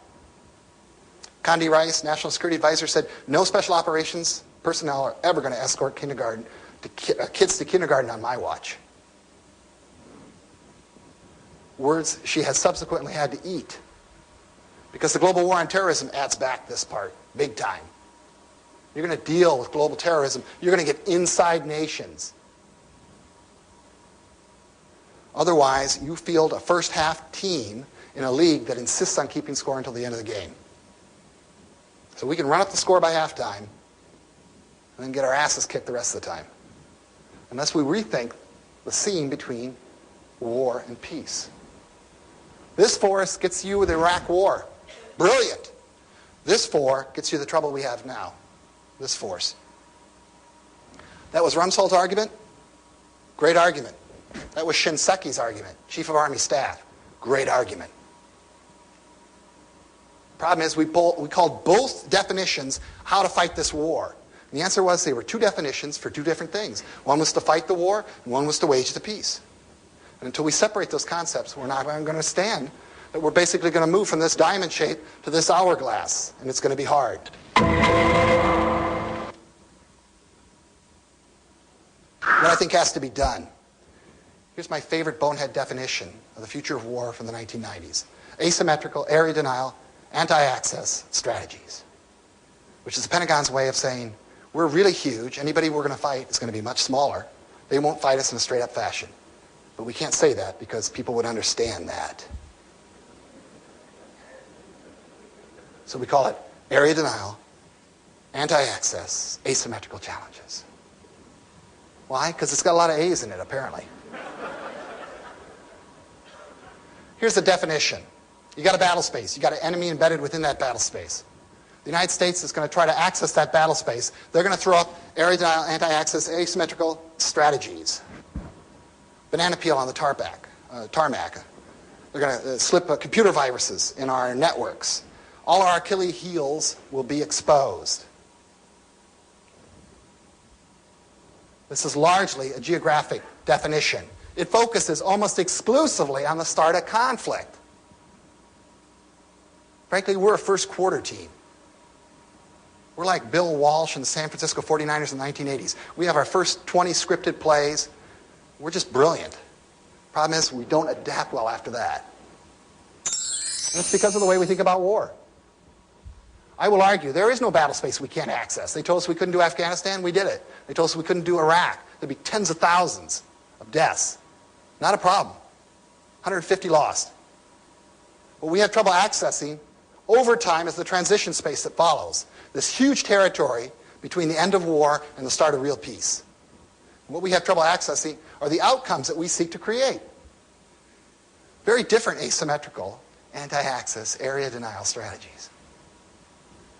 This is not overwhelming force, but proportional force. It's not firing live bullets into a crowd of angry women and children in Baghdad. Why? Because the minute you do that, the International Red Cross says to you, if you're going to behave like that in public, I can't be seen with you people anymore.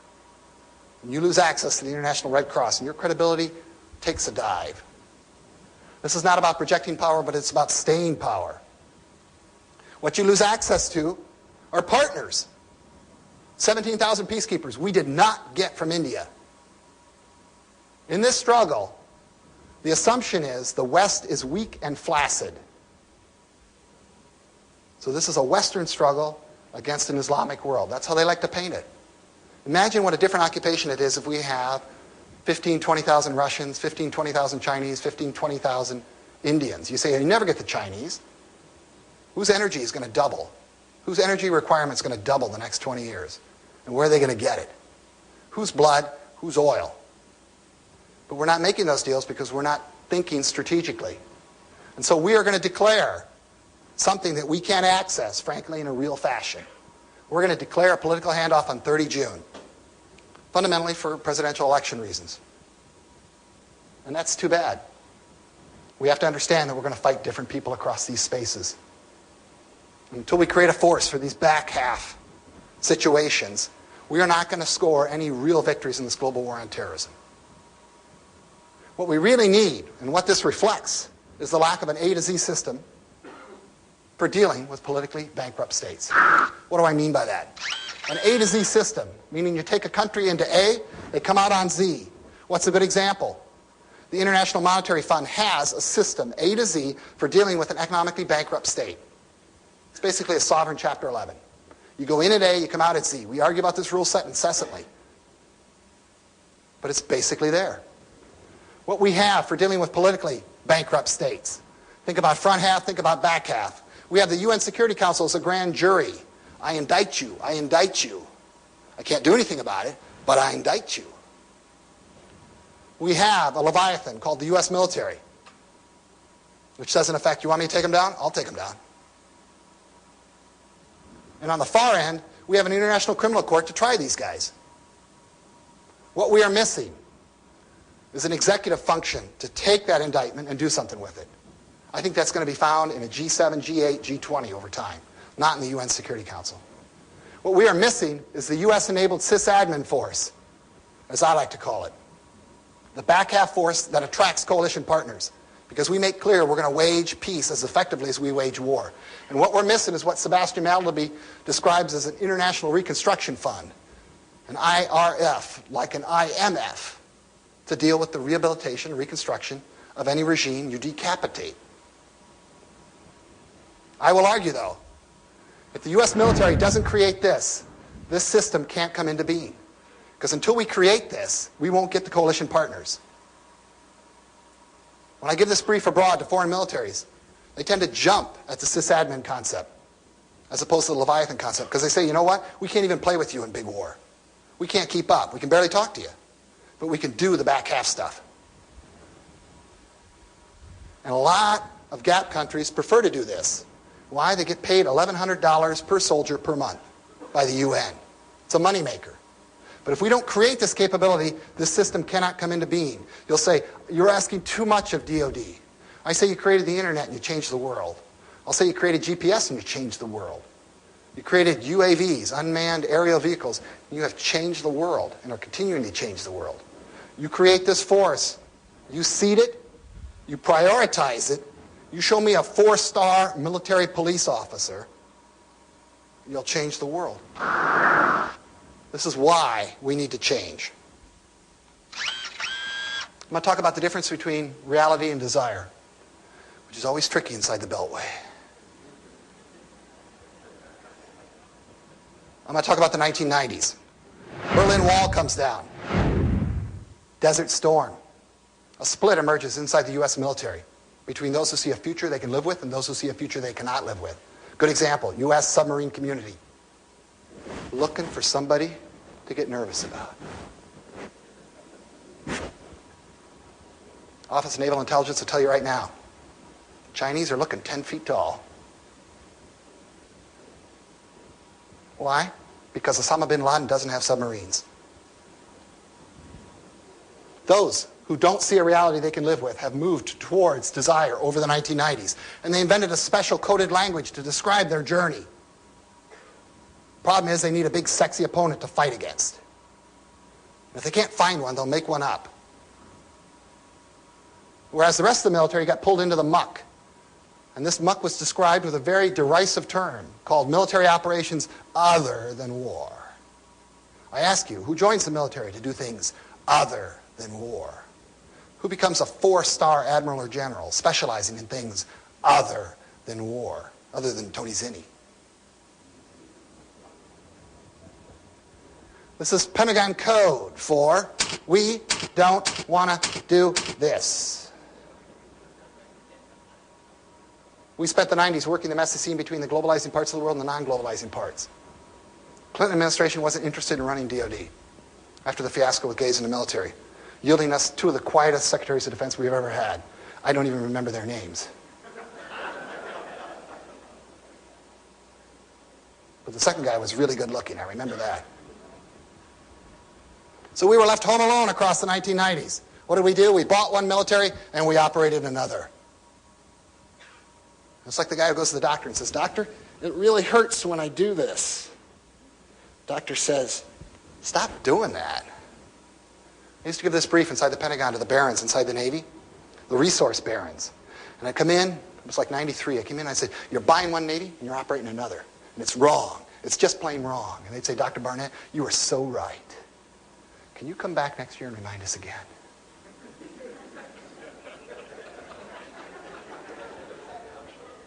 And I did, for several years in a row. The patient could not change the self-destructive behavior, even though the patient was aware of it. 9/11 heals the rift. It jerks the transformation gurus out of their long-term fantasization about China and says, you know what? Make it good for now. If you're going to transform this force, I got a reason for you now. You got a networked opponent. We need to free up resources because we're going to elevate this from crap to real grand strategy, because that's how you're going to shrink the gap. Some people put these two things together and they call it empire. Sell a lot of books that way. I think that's a load, personally. Empires are about the enforcement of not just minimal rule sets, but maximal rule sets. Not just what you can't do, but what you must do. It has never been the American system of governance to do that. It's not the way we interact with the outside world. Our function is fundamentally one of system administration. We only advocate certain minimal rule sets that must be followed in order to remain connected to the global network, the global economy.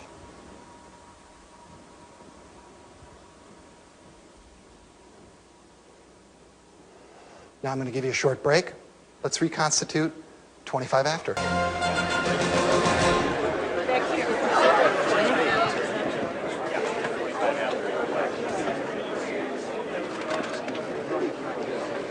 Boy, that A lot of royalties ready. Take you through definitions of war and conflict. Now we'll take you through some definitions of the system and how we seek to administer it, how we seek to understand waging war within the context of everything else. I'm going to give you a classic Royal Dutch shell methodology. 2 questions, 4 outcomes. What happens to globalization 4, as I define it, 2002 and counting? The first question, the what question. How do we define the nature of the struggle? Is it the best versus the rest, or the West versus the rest? Basic breakdown arguments. Tom Friedman, Lexus and the Olive Tree, up on top. Sam Huntington, Clash of Civilizations, down below. Tom Barnett, number 28 on Amazon. Pentagon's new map, up on top. Robert Kaplan, anything he's ever written, down below. Robert Kaplan went to West Africa and saw the future of the world. I said, it's West Africa. Then he went to Los Angeles, got even more scared, wrote another book. How this comes about. I talked about that rule set misalignment that develops across the 90s. Does that persist? Are we always chasing to catch up with technology and economics in terms of the political and security rule sets? Or do we actually normalize? We catch up, everything's back in sync for some period of time. 4 possible outcomes. Worst case scenario, a division by culture, this character flaw in the system remains. Call that one globalization traumatized. Can you imagine? The old core turns on itself. Europeans are from Venus, Americans are from Mars. The gap only grows. Real Robert Kaplan territory. A division by culture, but new rules emerge. At least they're recognized by the old core. Japan, Europe, the United States. The danger is new cores arise. So when I see the group of 20 plus in the World Trade Organization negotiations as an intermediary between the old core of Europe and the United States and Japan and those negotiations with the gap, and I see that that group of 20 plus that staged the walkout at Cancun is India, Brazil, China, all the countries I define as the new core, I get worried about that. I get worried about the fact that we have absolutely no new core powers in the occupation force in Iraq now. Better outcomes, a division by competency, but we don't deal with this character flaw. This is the knee-jerk reaction.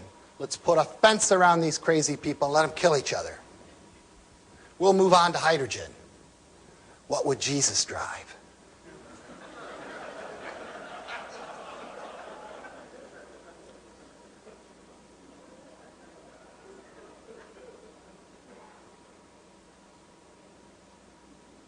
Problem is, gap strikes back on a regular basis in that phenomenon, in that scenario. You can't retreat from the world and expect the rest of the world to work out. They will export their pain and their anger in your direction on a regular basis. Best case outcome, a division by competency, new rules emerge. Call this one globalization normalized. The core, both old and new, master 9/11s, which they're going to keep trying until you demonstrate it will have no impact. It will not drive you out of the Middle East. And you shrink the gap progressively. Meaning you take down bad actors militarily, and the real integration comes to private sector. Government, tiny role. 4 elements I put together. I think I lost my sound.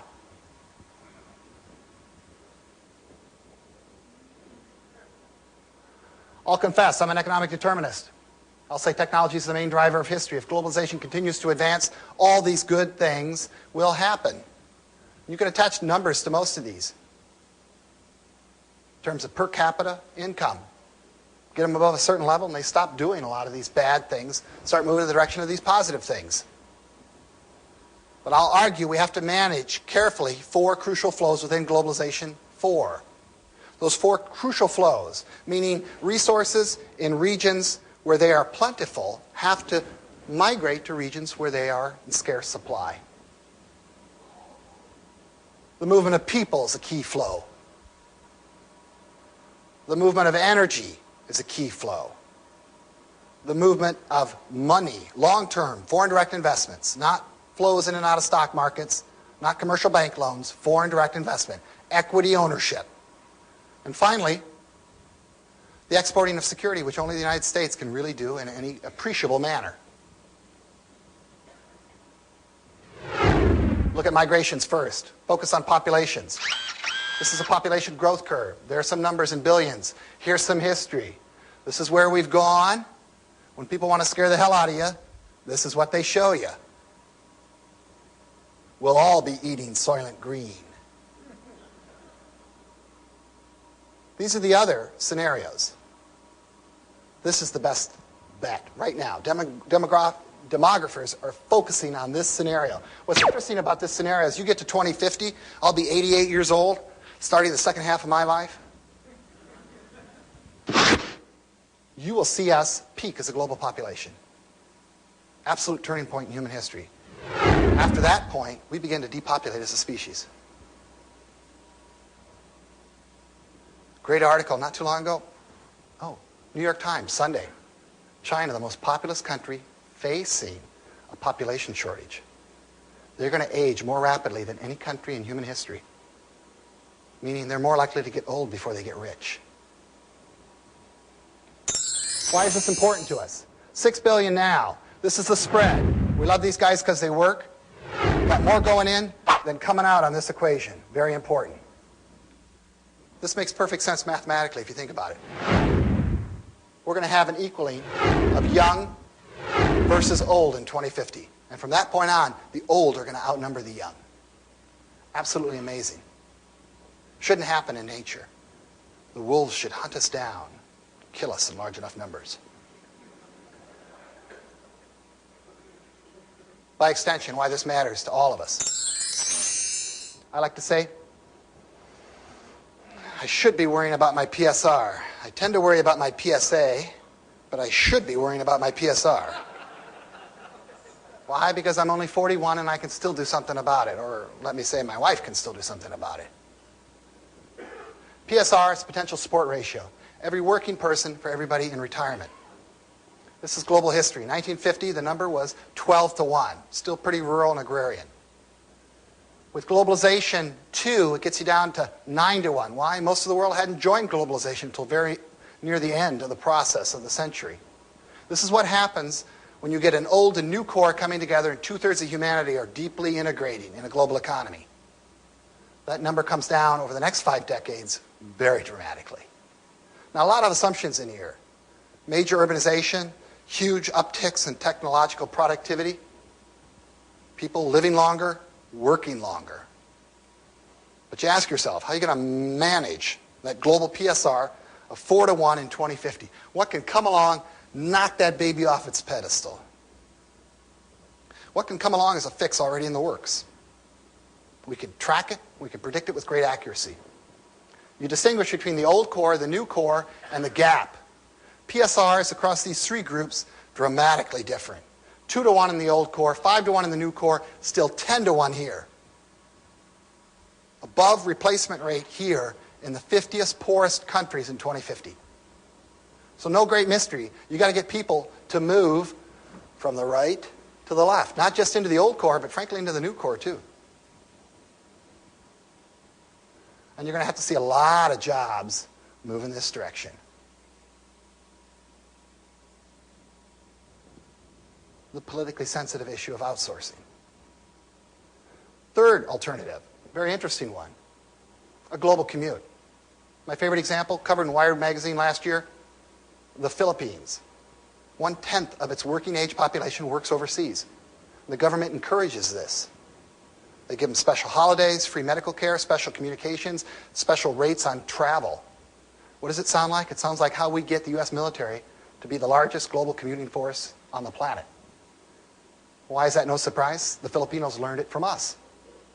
The original stewards on the ships. Right now they have 2 million workers in the United States. Annual basis, they take out $3 billion. Quadruple that number, get the actual impact on the Filipino economy. Multiplier effect. What Hispanics or Latin Americans send back to Latin America is 6 times what the Corps gives it in foreign aid. And that's keeping 95% of the money they earn here.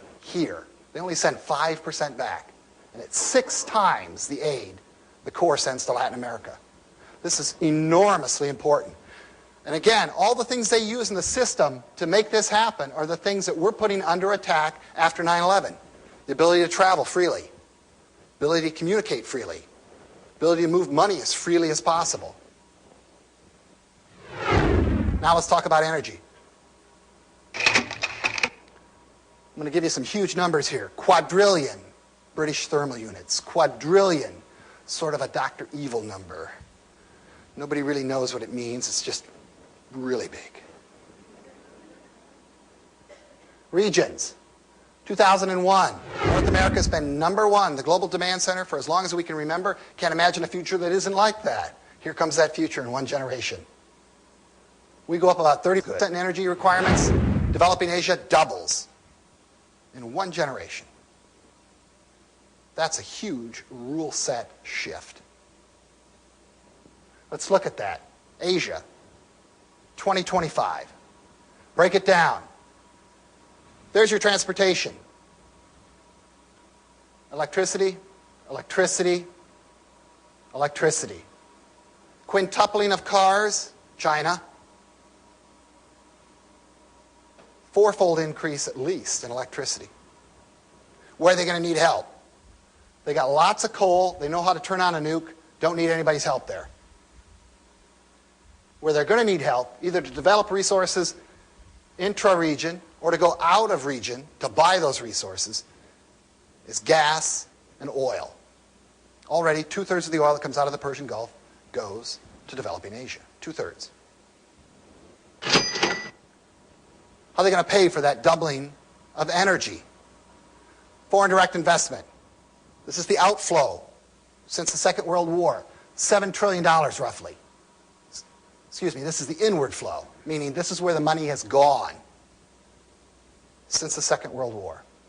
This is where people like to invest.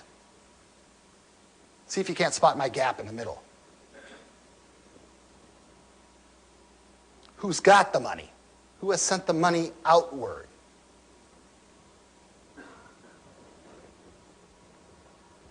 Tell me the Middle East is connected to the outside world. All those petrodollars. This is why I have trouble with the clash of civilizations theory. Because to get all that energy, the Asians have to be friends with the Slavs, the Muslims, and increasingly the Africans. To pay for all that energy and all the infrastructure associated with it, trillions of dollars worth of investment. They got to be friends with the Europeans and those crazy Americans, which pretty much only leaves Latinos for a clash of civilization.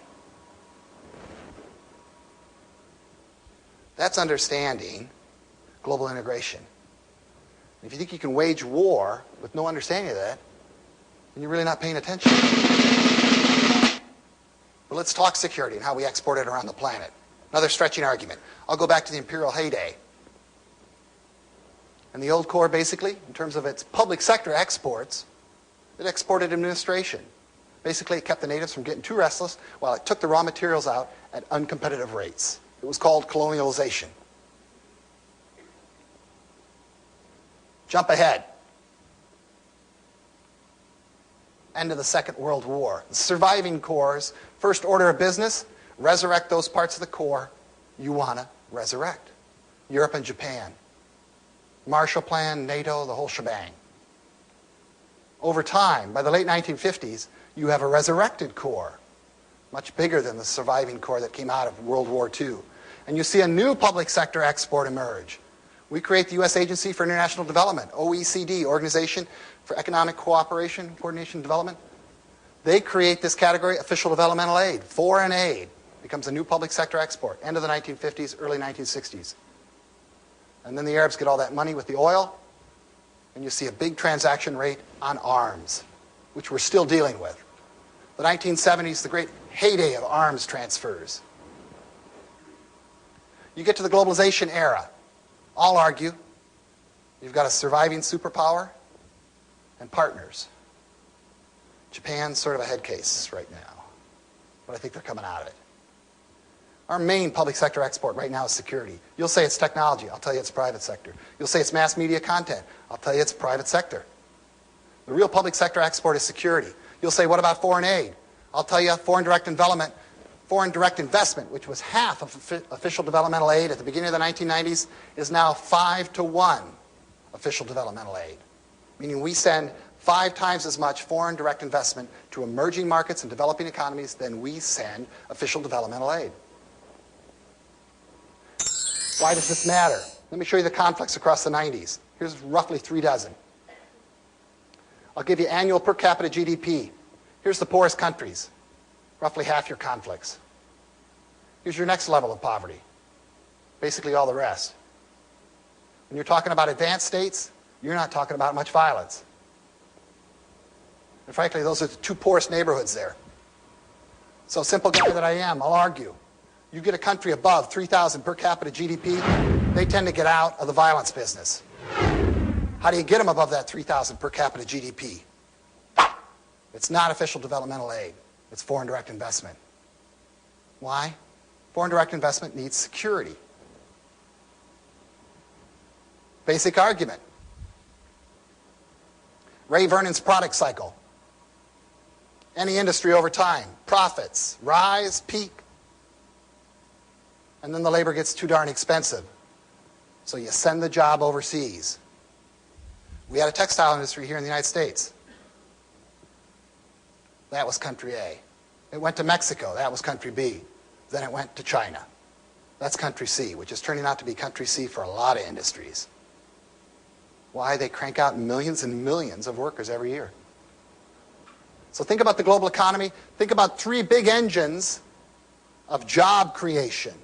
EU, NAFTA, Japan, which is becoming a huge patron and mentor to the Chinese economy. And it's the demand of China that's pulled Japan finally out of that long-term recession. Where they send jobs, technology, investment, that's the core. Where they do not send it, that's basically the gap.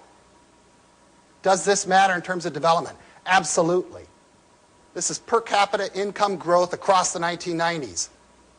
Rich countries got richer. Big surprise. Globalizing economies got a lot richer. Non-globalizing economies got poorer.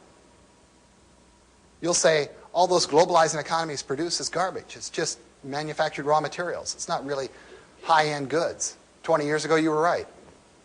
20 years ago, the globalizing economies, manufactured goods as a percentage of exports, only about 25%. 1 generation of foreign direct investment. This is the change. China's going to start exporting pickups and SUVs under the Great Wall name within the next couple of years. 9,000 to 18,000. Cars coming from China to the United States. So I agree with Jesse Helms on one point. Official developmental aid plus corruption equals a rat hole. But rule sets that attract foreign direct investment, that gets you real development. Why? Official developmental aid is an optimist. It hopes to change human behavior. Money is essentially a coward. If it gets scared, it runs away. That's what security enables. This is why the Middle East is screwed up, I will argue. It's poorly connected to the global economy. Basically, they send out oil, we send in money. Tom Friedman's cheap gas station argument. Inter-regional trade in the Middle East is the lowest in the world. It's lower than sub-Saharan Africa. The Middle East attracted a bigger percentage of global FDI 20 years ago than it does today. It accounted for more trade 20 years ago than it does today. Latin America, Asia, they moved off raw materials to manufacturing. Middle East has not. 8 of the 11 biggest economies in that region do not belong to the World Trade Organization. They are not synchronizing their rule sets. And they do not connect their money to the outside world. Meanwhile, their population has doubled in the last 20 years. Guess where this is going? Saudi Arabia had a per capita income about 28,000 20 years ago. It's 6,000 now. With a huge chunk of their population under the age of 15, it'll be below 3,000 very soon. And I guarantee you, you're going to see mass violence there. What do I mean by the exporting of security? Pretty simple stuff for this audience. You train their military leaders here. You exhibit presence. You cooperate with their militaries. You respond to crises. You do joint exercises. You pre-position equipment over there. You have permanent bases, alliances. Sometimes you go all the way to an occupation. My point is, you don't measure it in terms of bombs dropped. You measure it in terms of the attention we pay regions. Because that's what it really costs. How do I start wrapping this up? I'm going to make an argument about how we interact or transact with the outside world. The United States is a mere 5% of the world's population. 95% over there. Somehow we manage to expel a quarter of the world's pollution and garbage on the planet. Somehow we manage to burn a quarter of the world's energy. 5% of the world's population. I call that living large. Yeah, baby, yeah! Got to have that clip. Can't make the Wall Street Journal a liar. My friends on Wall Street say this is perfectly fair. We generate a quarter of the world's wealth. Another way to look at it. Economic footprint. We're experts at exporting sovereign debt. We do it better than anybody in the world. Allows us to live beyond our means. Of course, if you took $350 billion out of the U.S. federal budget, stopped paying for security around the planet, you'd have a different economy, I would argue. And a different world, unfortunately. My friends on Wall Street say, why do you bring this up in public? Do you know what it costs to print those little pieces of paper we send around the world? Nothing. They're just promises. What we get in return, computers, cars, it's a tremendous deal. I think the real transaction is we export security, we import connectivity. Global stability is a collective good. Why do we pay more for it than anybody else? Because we enjoy it more than anybody else.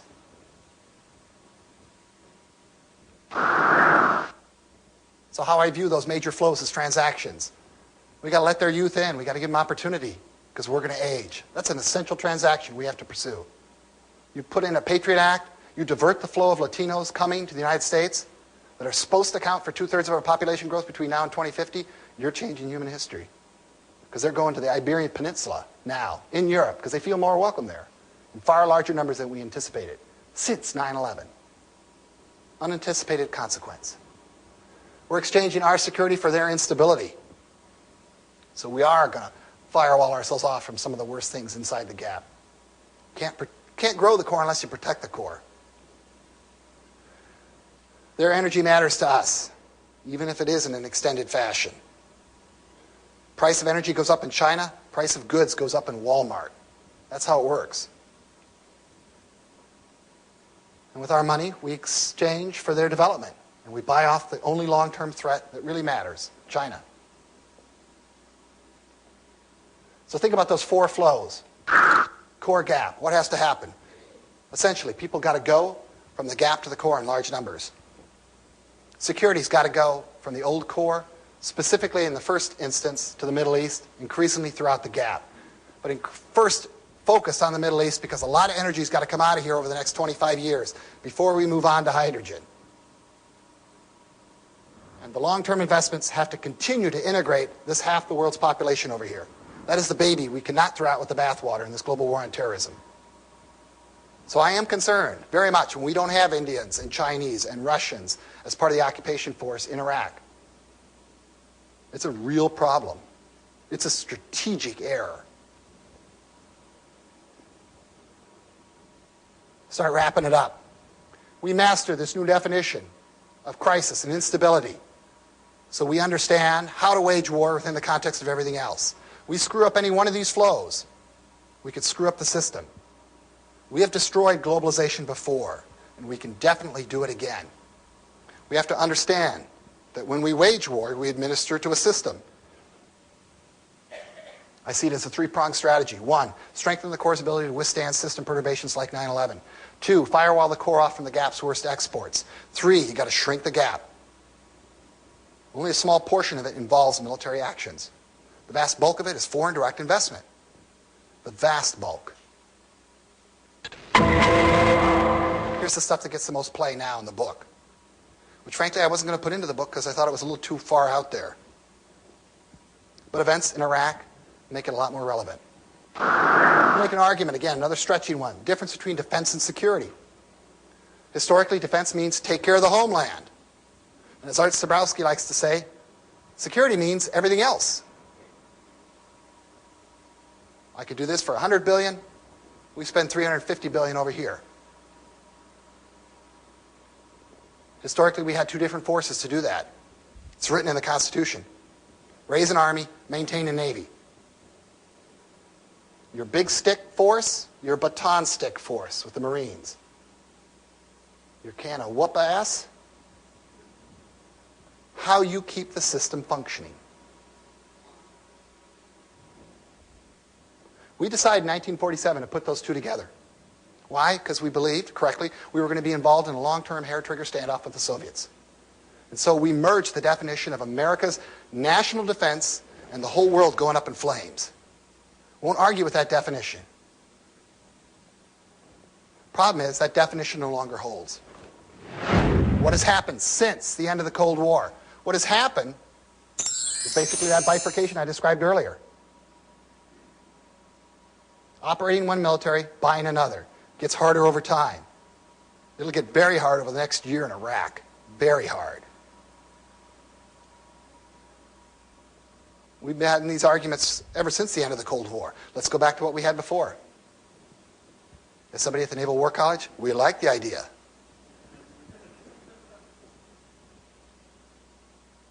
Some people think 9/11 really triggered the bifurcation. Home game, Homeland Security. Away game, Department of Defense. I believe the creation of the Department of Homeland Security was a strategic error. I don't think it's going to increase coordination whatsoever. I think we're going to waste a lot of money. We're going to feel good about it. But any notion of putting up walls between us and the outside world is a waste of time. The shock of 9/11 should have pushed us into embracing the world, not pulling back from the world.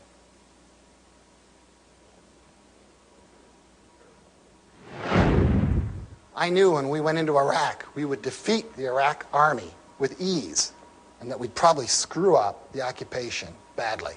Why? Because we don't have a back half force. And because we don't have a back half force, we don't get those 17,000 peacekeepers from India, which basically says, you know what? I don't think you got it. I think the occupation of Iraq is transforming transformation. And I think it's about time we admit that we have, living uncomfortably inside the Department of Defense, both a Department of War and a Department of everything else. I think Don Rumsfeld is an amazing Secretary of War. I don't think we have a Secretary for everything else. And that's how you get Abu Ghraib. That's how you get all the screw-ups in Iraq. We don't have a Secretary for everything else. Two missions fundamentally at odds. We need a Leviathan force for that Hobbesian world called the Gap. That force is going to win you wars. We also need a peace-waging force. The back half force. What does this mean? In practical terms, divorce is unlikely anytime soon. I say they'll stay together for the sake of the children. Nobody wants the Marines to be orphaned. But I do advocate, for example, totally obliterating service identities once you become a flag. Nobody joins the U.S. military. They join the Marines, the Air Force, the Army, the Navy. I believe in that processing function. But I believe once you achieve flag rank, you better be able to do it all. People tell me that can't be done. I say you haven't been paying attention to jointness over the last 10 years. As I proceed in this discussion, I'll talk about what I consider to be an extant situation that's only going to get more dramatic over time. I call it the sleeping in separate bedrooms arrangement. Two forces uncomfortably lodged inside the Department of Defense. And every once in a while, they bump into each other on the battlefield. When an essential civilian, Jessica Lynch, wanders into a fire zone. We say, how did that happen? And you get Pete Schoomaker, new Chief of Staff of the Army, saying, we're going to make everybody a rifleman in the Army. We don't have that many rifles. We don't have that many bullets. Two different forces, two very different functions. We've been trying to do the same with one military throughout the 90s. It's not easy. Read all the articles, the great articles in the Times, in the Post and the Journal about what it is for these guys to try to do both jobs day and night. Some people say the Brits do it. The Brits aren't the U.S. military in terms of size. What's amazing is, when our forces get to do this stuff, they come back with very high re-enlistment rates. They feel very good about sysadmin work. So don't tell me we can't find the people for that right-hand force, because I know we can. But you can't take them under the circumstances of this, especially the reserve component, then send them over for extended duties, and oh, by the way, you might have to slip back into this, because we didn't shut down the war very effectively. Other differences. The Leviathan force has traditional partners who all look suspiciously like the United Kingdom and their former colonies, which is without surprise. They're multinational states, like in India, like a Canada, Australia, United States. These partners, much different, much wider array. This is your jointness. This is so much more. Interagency. I call this your dad's military. I call this your mom's military. Your dad's military, Leviathan force, I want them young, male, unmarried, slightly pissed off.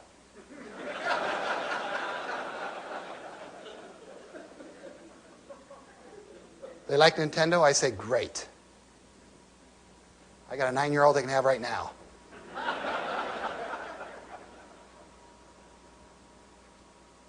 This is going to be older, married with children, more educated, gender balanced.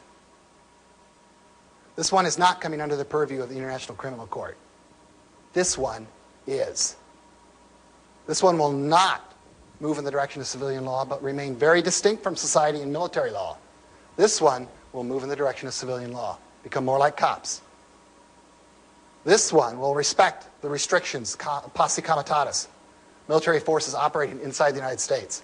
This force is going to obliterate those distinctions over time. These are the ground troops for your Northern Command. Leviathan force will not hold press conferences. Sysadmin force will be open source. Different definitions of network.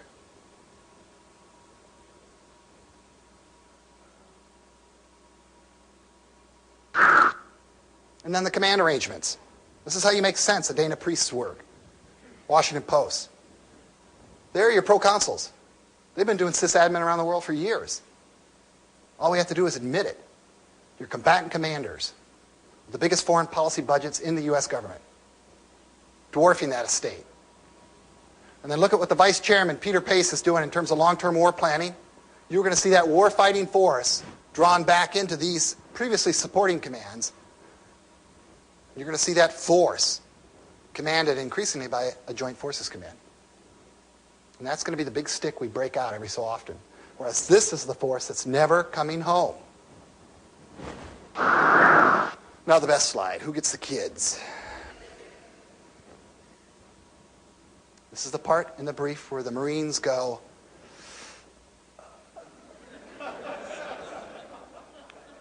Gah!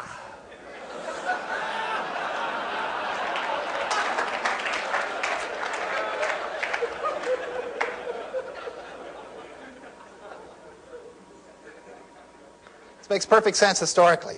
Small arms, small wars. This is what these guys have been doing throughout their history. This is why this is not going to be a toothless force.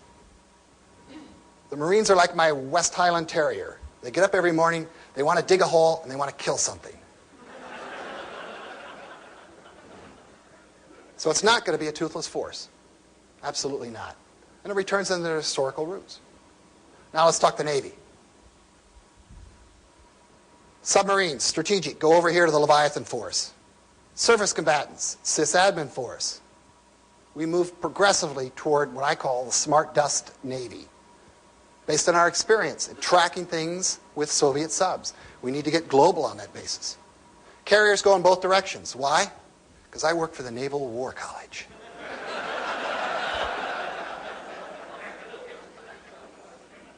I'd like to have my contract picked up. Now, they go in both directions because they're just so darn good. Same thing with airborne, same principle. Your big armor goes towards the Leviathan. Your ground troops, by and large, go to sysadmin. So I believe in the transformed force that largely wins from the air and decimates the opponent. But you got to have lots of boots on the ground for the sysadmin work, for the peace waging. And then the Air Force. Your logistics, both directions, just like carriers and airborne. You see the similarities. But your fighters and your bombers, they're the Leviathan force. And then special ops, distinct from Marine Corps. They are really your assassination squad, they're your leave behind force, they're your first in, last out. That's how it breaks down. Last slide. Definition of transformation. Art Zabrowski likes to say it's a three-headed monster. Inside the Pentagon, it's mostly about buying stuff. That's what the Hill cares about. To hell with your vision, do you build it in my district? Inside the E-ring, it's all about running the Defense Department better. The revolution in business affairs. This is the one that's really changing. The role of the Defense Department in national security. Best question I ever got in response to this brief came from Esquire staff, which, after they told me to stop wearing button-down shirts with formal suits, a very important rule, asked the question, in your vision of the future, what changes more? These are the answers we came up with. We think the rest of the world is going to change more than the United States. It's not about building Fortress America. It's about raising security practices outside, which is why I believe in the virtual border concept. And I believe in tracking containers at where they start, not where they come. Private sector is going to change a whole lot more than the public sector. Private sector has a hard time with security as a collective good. They consider it a sunk cost. They hate it. You want to see a good example of private sector security? It's called security at airports before 9/11. The U.S. government as a whole is going to change more than the Defense Department. These guys have to aggregate a lot of disparate skill sets. All I'm talking about in this bifurcation is returning to what we know throughout our history. Interagency is going to change a whole lot more than jointness. Interagency is the new jointness. Peacekeeping is going to change a whole lot more than warfighting, which is still about smoking holes. And military operations are going to change a whole lot more than what we buy or how we buy it. Now, we send the defense budget over to the Hill. We call it a transformation budget. And the military expenditure force structure weenies come out of their little cubby holes in the think tanks around Washington. And they say, I'm a transformation expert. And I say, how do we know you're a transformation expert? They say, I've memorized every line of the U.S. defense budget. That makes me a transformation expert. So they say, I've gone through your defense budget. I've looked at every line. I don't see transformation anywhere. Show me where it is. We say, maybe you need a larger perspective. Because maybe there's all sorts of change going on throughout the system. But you're not paying attention to it because you only define it in terms of programs of record. The whack list.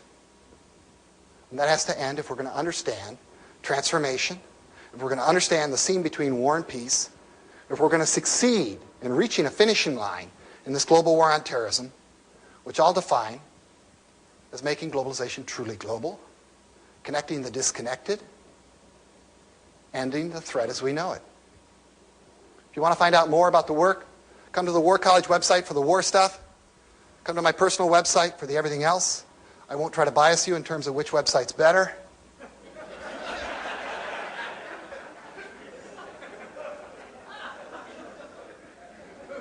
Suffice it to say that thanks to the brilliance of the U.S. Navy Marine Corps intranet. I have a very secure system now. I can talk and interact with almost nobody. Be happy to turn it open to questions at this point. And you got a hard time at 11:30 because that's when the picnic begins, I believe. Sir. Chip Gerald from the CIA. Mm-hmm. Where and how do you see the intelligence community and the parts of it, you know, the INTs, HUMINT, et cetera, fitting into this new paradigm, and how does it work in the way you're looking at it? Right. I see a similar bifurcation in the intelligence community. I'd like to see DIA remain fundamentally, Defense Intelligence Agency, and all the service intelligence agencies remain fundamentally in the Leviathan warfighting business. Why? Because I think they're largely incompetent in everything else. So I think they should stick with what they know. Okay? I see the CIA, the Central Intelligence Agency, and the other aspects that are more network focused, like the overhead assets and whatnot, I see that moving progressively into an unclassified environment. I'd like to see the CIA fundamentally become what it was originally designed to be, a central intelligence agency, instead of this puzzle palace where information goes in and not much comes out. I think the real model for the CIA is the National Intelligence Council, which is open source, interacts with academics and the unclassified world very openly, produces what I consider to be the best intelligence in the community, by far. So I'd like to see the CIA become a lot more like the National Intelligence Council, the NIC, and I'd like to see that CIA and the NIC fundamentally serve the sysadmin force and see the military intelligence agencies stick with the warfighting, because I think that's what they know and do well. Sir? I'm Brigadier Ali Khan, and don't be surprised if I tell you that I'm from Pakistan. Mm-hmm. What was interesting in this gap was that it covered the entire Muslim world. Not a soul left out of the Muslim world, actually. Actually, there's quite a few Muslims inside the Corps. Tens and tens of millions of them.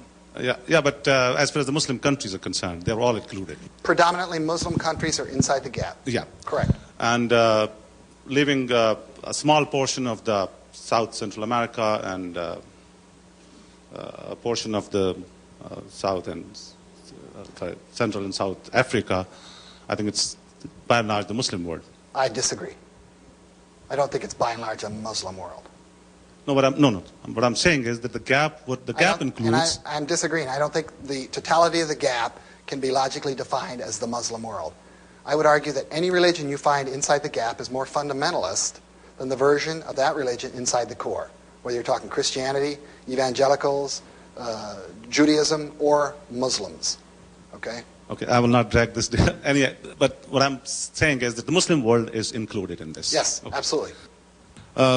Now, the problem that I have been trying to grapple with during this last 1 year that I was here is that to what extent do the West really understands why is the Muslim world the way it is?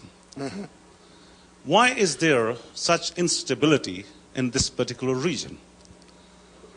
When you and me are working on a project with two different aims, totally different aims, there's very little common ground that we will find between the two of us.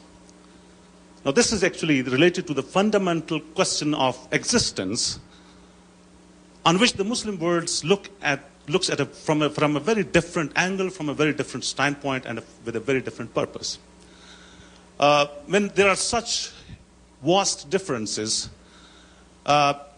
democracy is okay, one thing, but let me tell you that we in the Muslim world look at secularism being imposed on the Muslim world rather than democracy and the liberal values of the West. And that is what really creates the resentment. That is what is being talked here as an anti-American phenomena or anti-West phenomena. Okay. It is basically this problem. And my humble conclusion is that, and this is after a lot of research, that there's very little that the West understands about what Islam is all about. And this I can say with authority because I carried out a lot of research. I talked to a lot of people here during this past 1 year. You may have a different level of understanding because of... I have a different perspective, definitely. Yeah, okay. Now, this is my first question, that why is it that we see this, or why is it that we fail to see this, this lack of understanding, and we still say that what we think is the right thing? After all, some of the greatest empires in the world or in history were founded on this very philosophy, and they prospered. My second question to you is that 9/11 has been actually a watershed, or whatever you call it, and you said new rule sets emerged from this, and the last attacks in Spain and the sophistication with which they were conducted, if it was Al-Qaeda behind these attacks, are a good indication that Al-Qaeda is not only well and alive, but that it's going about its business as usual. So what if, God forbid, if a 9/11 can be repeated, what will then happen if we can have a new set rule after this one's first 9/11? How do you see the world going then, and in which direction? And what will happen to the liberties and individual freedom that we so proudly cherish? Right. In terms of the first question, the difference between what could be described as the West, or quote-unquote more modern societies, and Islam in general, is that Islam has remained a traditional society, I would argue trapped in history. And the fundamental difference between where Islam stopped and where the rest of the world went ahead is more in gender and sex relations than it is in differences, fundamental differences in terms of political ideas. We have good polling data that suggests very clearly that it's not our political ideals that the Middle East finds reprehensible. That they also welcome the notion of democracy and pluralism and representative government. That's not the difference. The real profound difference is over gender issues and the nature of the role of women in society and what's considered to be the promiscuous and decadent lifestyle of the West. So it really comes down to sex far more than it does politics. The extension of the global economy occurs in countries that frankly liberate their females into the labor pool. That's the difference. And the Middle East has fundamentally not liberated its female population into its labor pool. And that's the big thing holding it back. You want to go back and look at the Asian miracle? It's mostly South Korea and Singapore and Japan, a lot of these countries opening up the notion of who gets to serve in the labor pool, and that generates far higher levels of productivity, and that's what really integrates them with the outside world. So it fundamentally comes down to, I would argue in a global war on terrorism, you're going to be battling males who stand in the way of globalization's creeping embrace of their traditional societies and what it will do to the role of women and family structures, which in the eyes of many in that part of the world will be extremely destabilizing. Do I think the West has no understanding of that? I think the West went through that decades, and in some instances centuries ago. I think it's a matter of remembering all these issues and all the pain and all the anguish at that sort of change. I think we're very familiar with it. I don't think we don't understand it. I think we've forgotten it fundamentally. So that's my take on the real differences between Islam and the rest of the world. In terms of what would happen if there was another 9/11 in the United States, that's a subject of great inquiry. Politically, I think Americans have a tendency to rally around the flag very strongly in those situations. I think if it happened right up in the run-up to the election, that Bush would probably carry the day pretty strongly, and that you would see even more shifts in the direction of order versus justice. And you'd see us erring on that side. I think it's very hard to pull off a 9/11. I think since we've engaged a global war on terrorism, the Middle Eastern terrorist networks are back to what they did in the 70s, which is they can reach into southern Europe, and they really can't go much further. So there have not been attacks in the United States. And most of the attacks that we've seen since 9/11 have been in the Middle East, which is where I prefer to see them, because I think that's where the grievances lie. I mean, ultimately, what they're trying to do is destabilize the governments there, take them over, and hijack them from humanity. And so I think as long as we have that conflict occurring in the Middle East versus Boston, New York, Washington, it's a good deal for the United States. And as long as we have professionals waging that war, instead of U.S. civilians coming under attack, I think that's why everybody got in the business of national security in the first place, to see that professionals do their jobs. So I would prefer, I can put this as cynically as you want, I would prefer to lose 700 professionals over a period of time versus suffering 3, 5, 10, 25, if they got lucky, 50,000 U.S. civilian casualties. Because I know that will really distort this society and distort this political system. Whereas what it does to the U.S. military over time, I think it'll force us to transform our definitions of transformation, and we'll get better. Because I know of no institution, almost in the history of humanity, that learns better and more quickly from failure than the U.S. military. So I'm very optimistic on that score. Question, please. Good morning. I'm Lieutenant Colonel Kim Kreider, U.S. Air Force. I'd like to go back to your last slide. You gave us a lot of great things to think about this morning. And the last slide, where we talk about what's going to change more, leaves me a little bit wondering, can we really get there from here? Because some of the things that you set up in terms of what would change more, operations are going to change more than acquisition, kind of takes us back to, are we buying one war and fighting in another, in my mind. I'm wondering, are we going to get there from here? You know, we tend to be a fairly impatient society. And what are going to be some of the triggers that might lunge us forward in the direction where we need to go? Okay. To me, the discussion of how fast this occurs inside the U.S. military and inside the U.S. national security establishment as a whole is much like the discussion of how quickly do we get to hydrogen cars.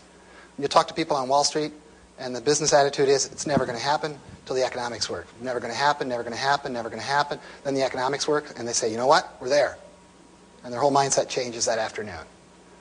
We're going to hit those kinds of tipping points in a variety of venues. Again, it will happen within the construct of a single generation of leadership, I would argue. I remember when, in the early 90s, we declared ourselves joint. In fact, I had a big struggle with a friend of mine, Vice Admiral Snuffy Smith, because I wrote a piece that said the Navy's not very joint. He said, damn it, Barnett, I signed a piece of paper that said we were joint. We're going to sign pieces of paper that say all sorts of things. But how it's really going to happen over the next 10 years is going to be through how we alter the career paths of the flag officers, the generals and the admirals, by and large. So getting joint tickets punched in your career in order to make it to 4-star dramatically transformed, I would argue, the nature of the leadership on top, by my argument. Because I remember the guys who were around as flags at the end of the Cold War, and they looked like dinosaurs compared to the crew we got now. And when I talk to the 04s and the 05s, the captains and the colonels of today, I mean, they not only get how to send email, they know how the internet works. So when you talk net-centric warfare with them, I mean, it's not gobbledygook, as Paul Van Riper might think it is. So I see the change coming far more rapidly than people imagine. And I see the quickest ways to get there, again, not trying to manipulate the acquisition so much, but manipulating the career paths. So when they put in these new policies in the transformation bill, which were largely ignored because people said, other than Crusader, what's getting cut? I don't see transformation. I saw huge changes in how they can deal with the career paths of admirals and generals. And I think that will have more impact. And it was very little noticed in that transformation bill of a year back. Very little notice compared to the force structure issues. But that's what will really change things. I think the experience in Iraq is going to transform us tremendously. I think whenever you try to set off what I call a system perturbation, you end up getting changed more than your target. So I think we're going to change faster and in some ways more profoundly than the Middle East, just like I think bin Laden's whole network got transformed by 9/11 in ways that he could scarcely imagine. I do counter, though, the notion, and I'm kind of amazed when we see this discussion, and it sort of gets back to your question a little bit, about Al-Qaeda still functioning quite well and still doing a lot of things. I mean, when I see people like the head of the ACLU, and I say that as somebody whose wife is a card-carrying member, when I see him on television saying, you know what, acts of terrorism have actually gone up since 9/11. You know, I just want to scream out kind of a Homer Simpson, duh, when I hear that kind of argument. It's sort of like somebody coming to FDR in 1943 and saying, you know what, we've been fighting a war with Japan for 24 months, and somehow there are more Japanese fighting and more attacks from Japan now than there were before Pearl Harbor. I mean, if you're going to engage your enemy, he's going to ramp up his activity, you're going to ramp up your activity. So this notion that we're going to somehow, I mean, we call it a war, but we're still applying police statistics to it in terms of incidences of crime. Why isn't terrorism going down? Why? Because we're accelerating, I would argue, the penetration of the Middle East by the forces of globalization. And it will turn traditional societies on their heads. And it will be very non-gender neutral because it will empower women far more in comparison to men in traditional societies. So it's going to be very tumultuous. To watch the spread of globalization is to watch tumult and political unrest and civil strife. And it's going to happen whether you're there or not. I mean, globalization is going into the Middle East. It's going into Africa. It's going into Latin America in a big way. It's going to create violence and antipathy and people trying to fight it desperately, tooth and nail, whether we're there or not. If we're not there, I think it's going to go much worse. And I think it can actually stall. I think it can get to be very static lines. And I fear a Middle East that has not much difference in terms of its attractiveness to the rest of the world as Central Africa does today in 20 years when we move off oil as a fundamental source for transportation and we start moving towards natural gas to get hydrogen for cars. So I think we're running a variety of races. I think bin Laden's running a race. He knows if he can't disconnect the Middle East in 20 years, there won't be the society he wants to take back in time. It won't be there anymore because the women will be far more integrated in society, and you'll see a lot more individual freedom, and there'll be a lot more connectivity and communication with the outside world, and you won't be able to take it back in time. But I also see the United States and the West and the rest of the core running a race to connect the Middle East before it gets lost on the slim connectivity that it has today being evaporated by our move towards hydrogen. And so I think these are the big compelling issues of the day. That's why I think it's so essential that we treat transformation within this larger context and understand it for what it really is, so that it has urgency. Please. Captain Mike Seifert, Navy. On your sysadmin side, you showed us how the military gets divided up. Right. What about the rest of the interagency, which is going to have to, I guess, predominantly go to the sysadmin side? Right. Now, how do they transform so that they can work well with the military side that's there to make this sysadmin function work? Right. I don't have any simple answers for that one. I mean, I think a lot of them have been mistakenly trapped inside a Department of Homeland Security and had their vision limited on that basis. I think, obviously, a lot of them have been starved for funds since the end of the Cold War. USIA, Information Agency, U.S. Agency for International Development. I think, by and large, they're trapped in a State Department mindset, which has to be dramatically overhauled, because I think the State Department is essentially defined and organized for a 19th century reality, which is why we tend to have, I would argue, thinkers coming out of that venue that are very uncomfortable with this world that we live in now and very resistant to the kinds of things that this administration has tried to achieve, which is why I think there's tremendous tension between state and defense, and that it isn't simply a matter of Rumsfeld versus Powell and personalities. I think those tensions are going to remain very dramatically. I think the sysadmin force should look to a lot of those agencies, though, for how it defines itself. So I don't think they have to change so much as DoD has to move in that direction increasingly. The real model I have for the sysadmin force is the Coast Guard. Not quite military, not quite civilian. Under military law, sorta. Under civilian law, sorta. Are they a warfighting force, sorta? Are they a police force, sorta? Are they exquisitely, bureaucratically multilingual? Absolutely. Do they deal with all entities of the government and all foreign entities? Absolutely. I think they provide a lot of the future. That's why I think it's going to be hard, for example, for the U.S. Navy to move in that direction, because they're very reticent to return to what they see as, Coast Guard days of the past. But I think essentially the Navy will move in the direction of being the Coast Guard to the world, because I think the Coast Guard is going to be fundamentally, due to internal politics, sucked back in towards the United States. One more question. Sir? Tim Arcano, Department of the Navy.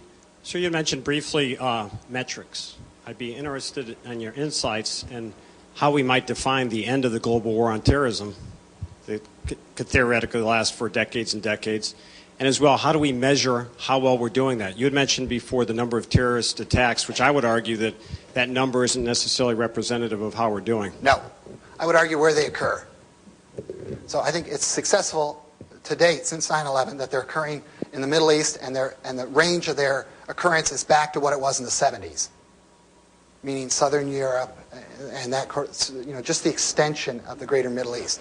I think that's progress. I think over time, real progress in a global war on terrorism will see that shift downward towards sub-Saharan Africa. Because I think what bin Laden represents is fundamentally the latest version of resistance to the spread of the globalist, the global capitalist economy. Increasingly, that resistance has gone farther back in time. I mean, the Bolsheviks tried to take down the Germans in the First World War, and they decided that was too close to capitalism, so they went back in time, took down Russia. Mao went back in time even further, took down China. We've seen even more progressive retreats into time. I think bin Laden is kind of an ultimate, and al-Qaeda ultimate retreat in time. I mean, their promise of the future is sort of a 7th century paradise that's almost pre-economic.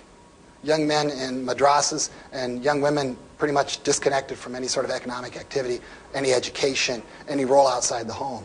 I mean, I think that's so far back in time that the only way that resistance can survive is as we drive them out of countries that are integrated into the global core over time, they increasingly retreat to even more disconnected areas. So progress for me in a global war on terrorism would be those bombs and those terrorist attacks, that locus of activity shifting southward into sub-Saharan Africa, because I think we're going to be fighting the same crowd in Central Africa 20 years from now. And it'll be like hunting down the last Japanese guy on some island 20 years after World War II. Thank you very much. Tom, thank you very much.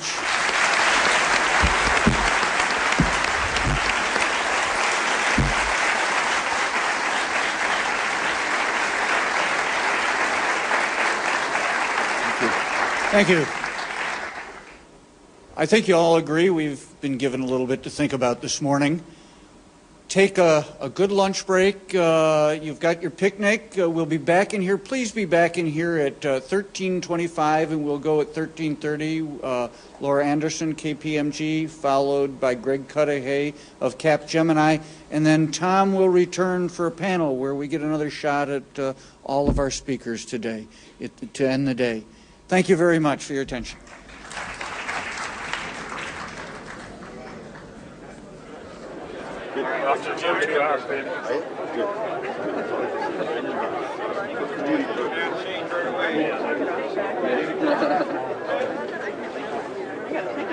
Good.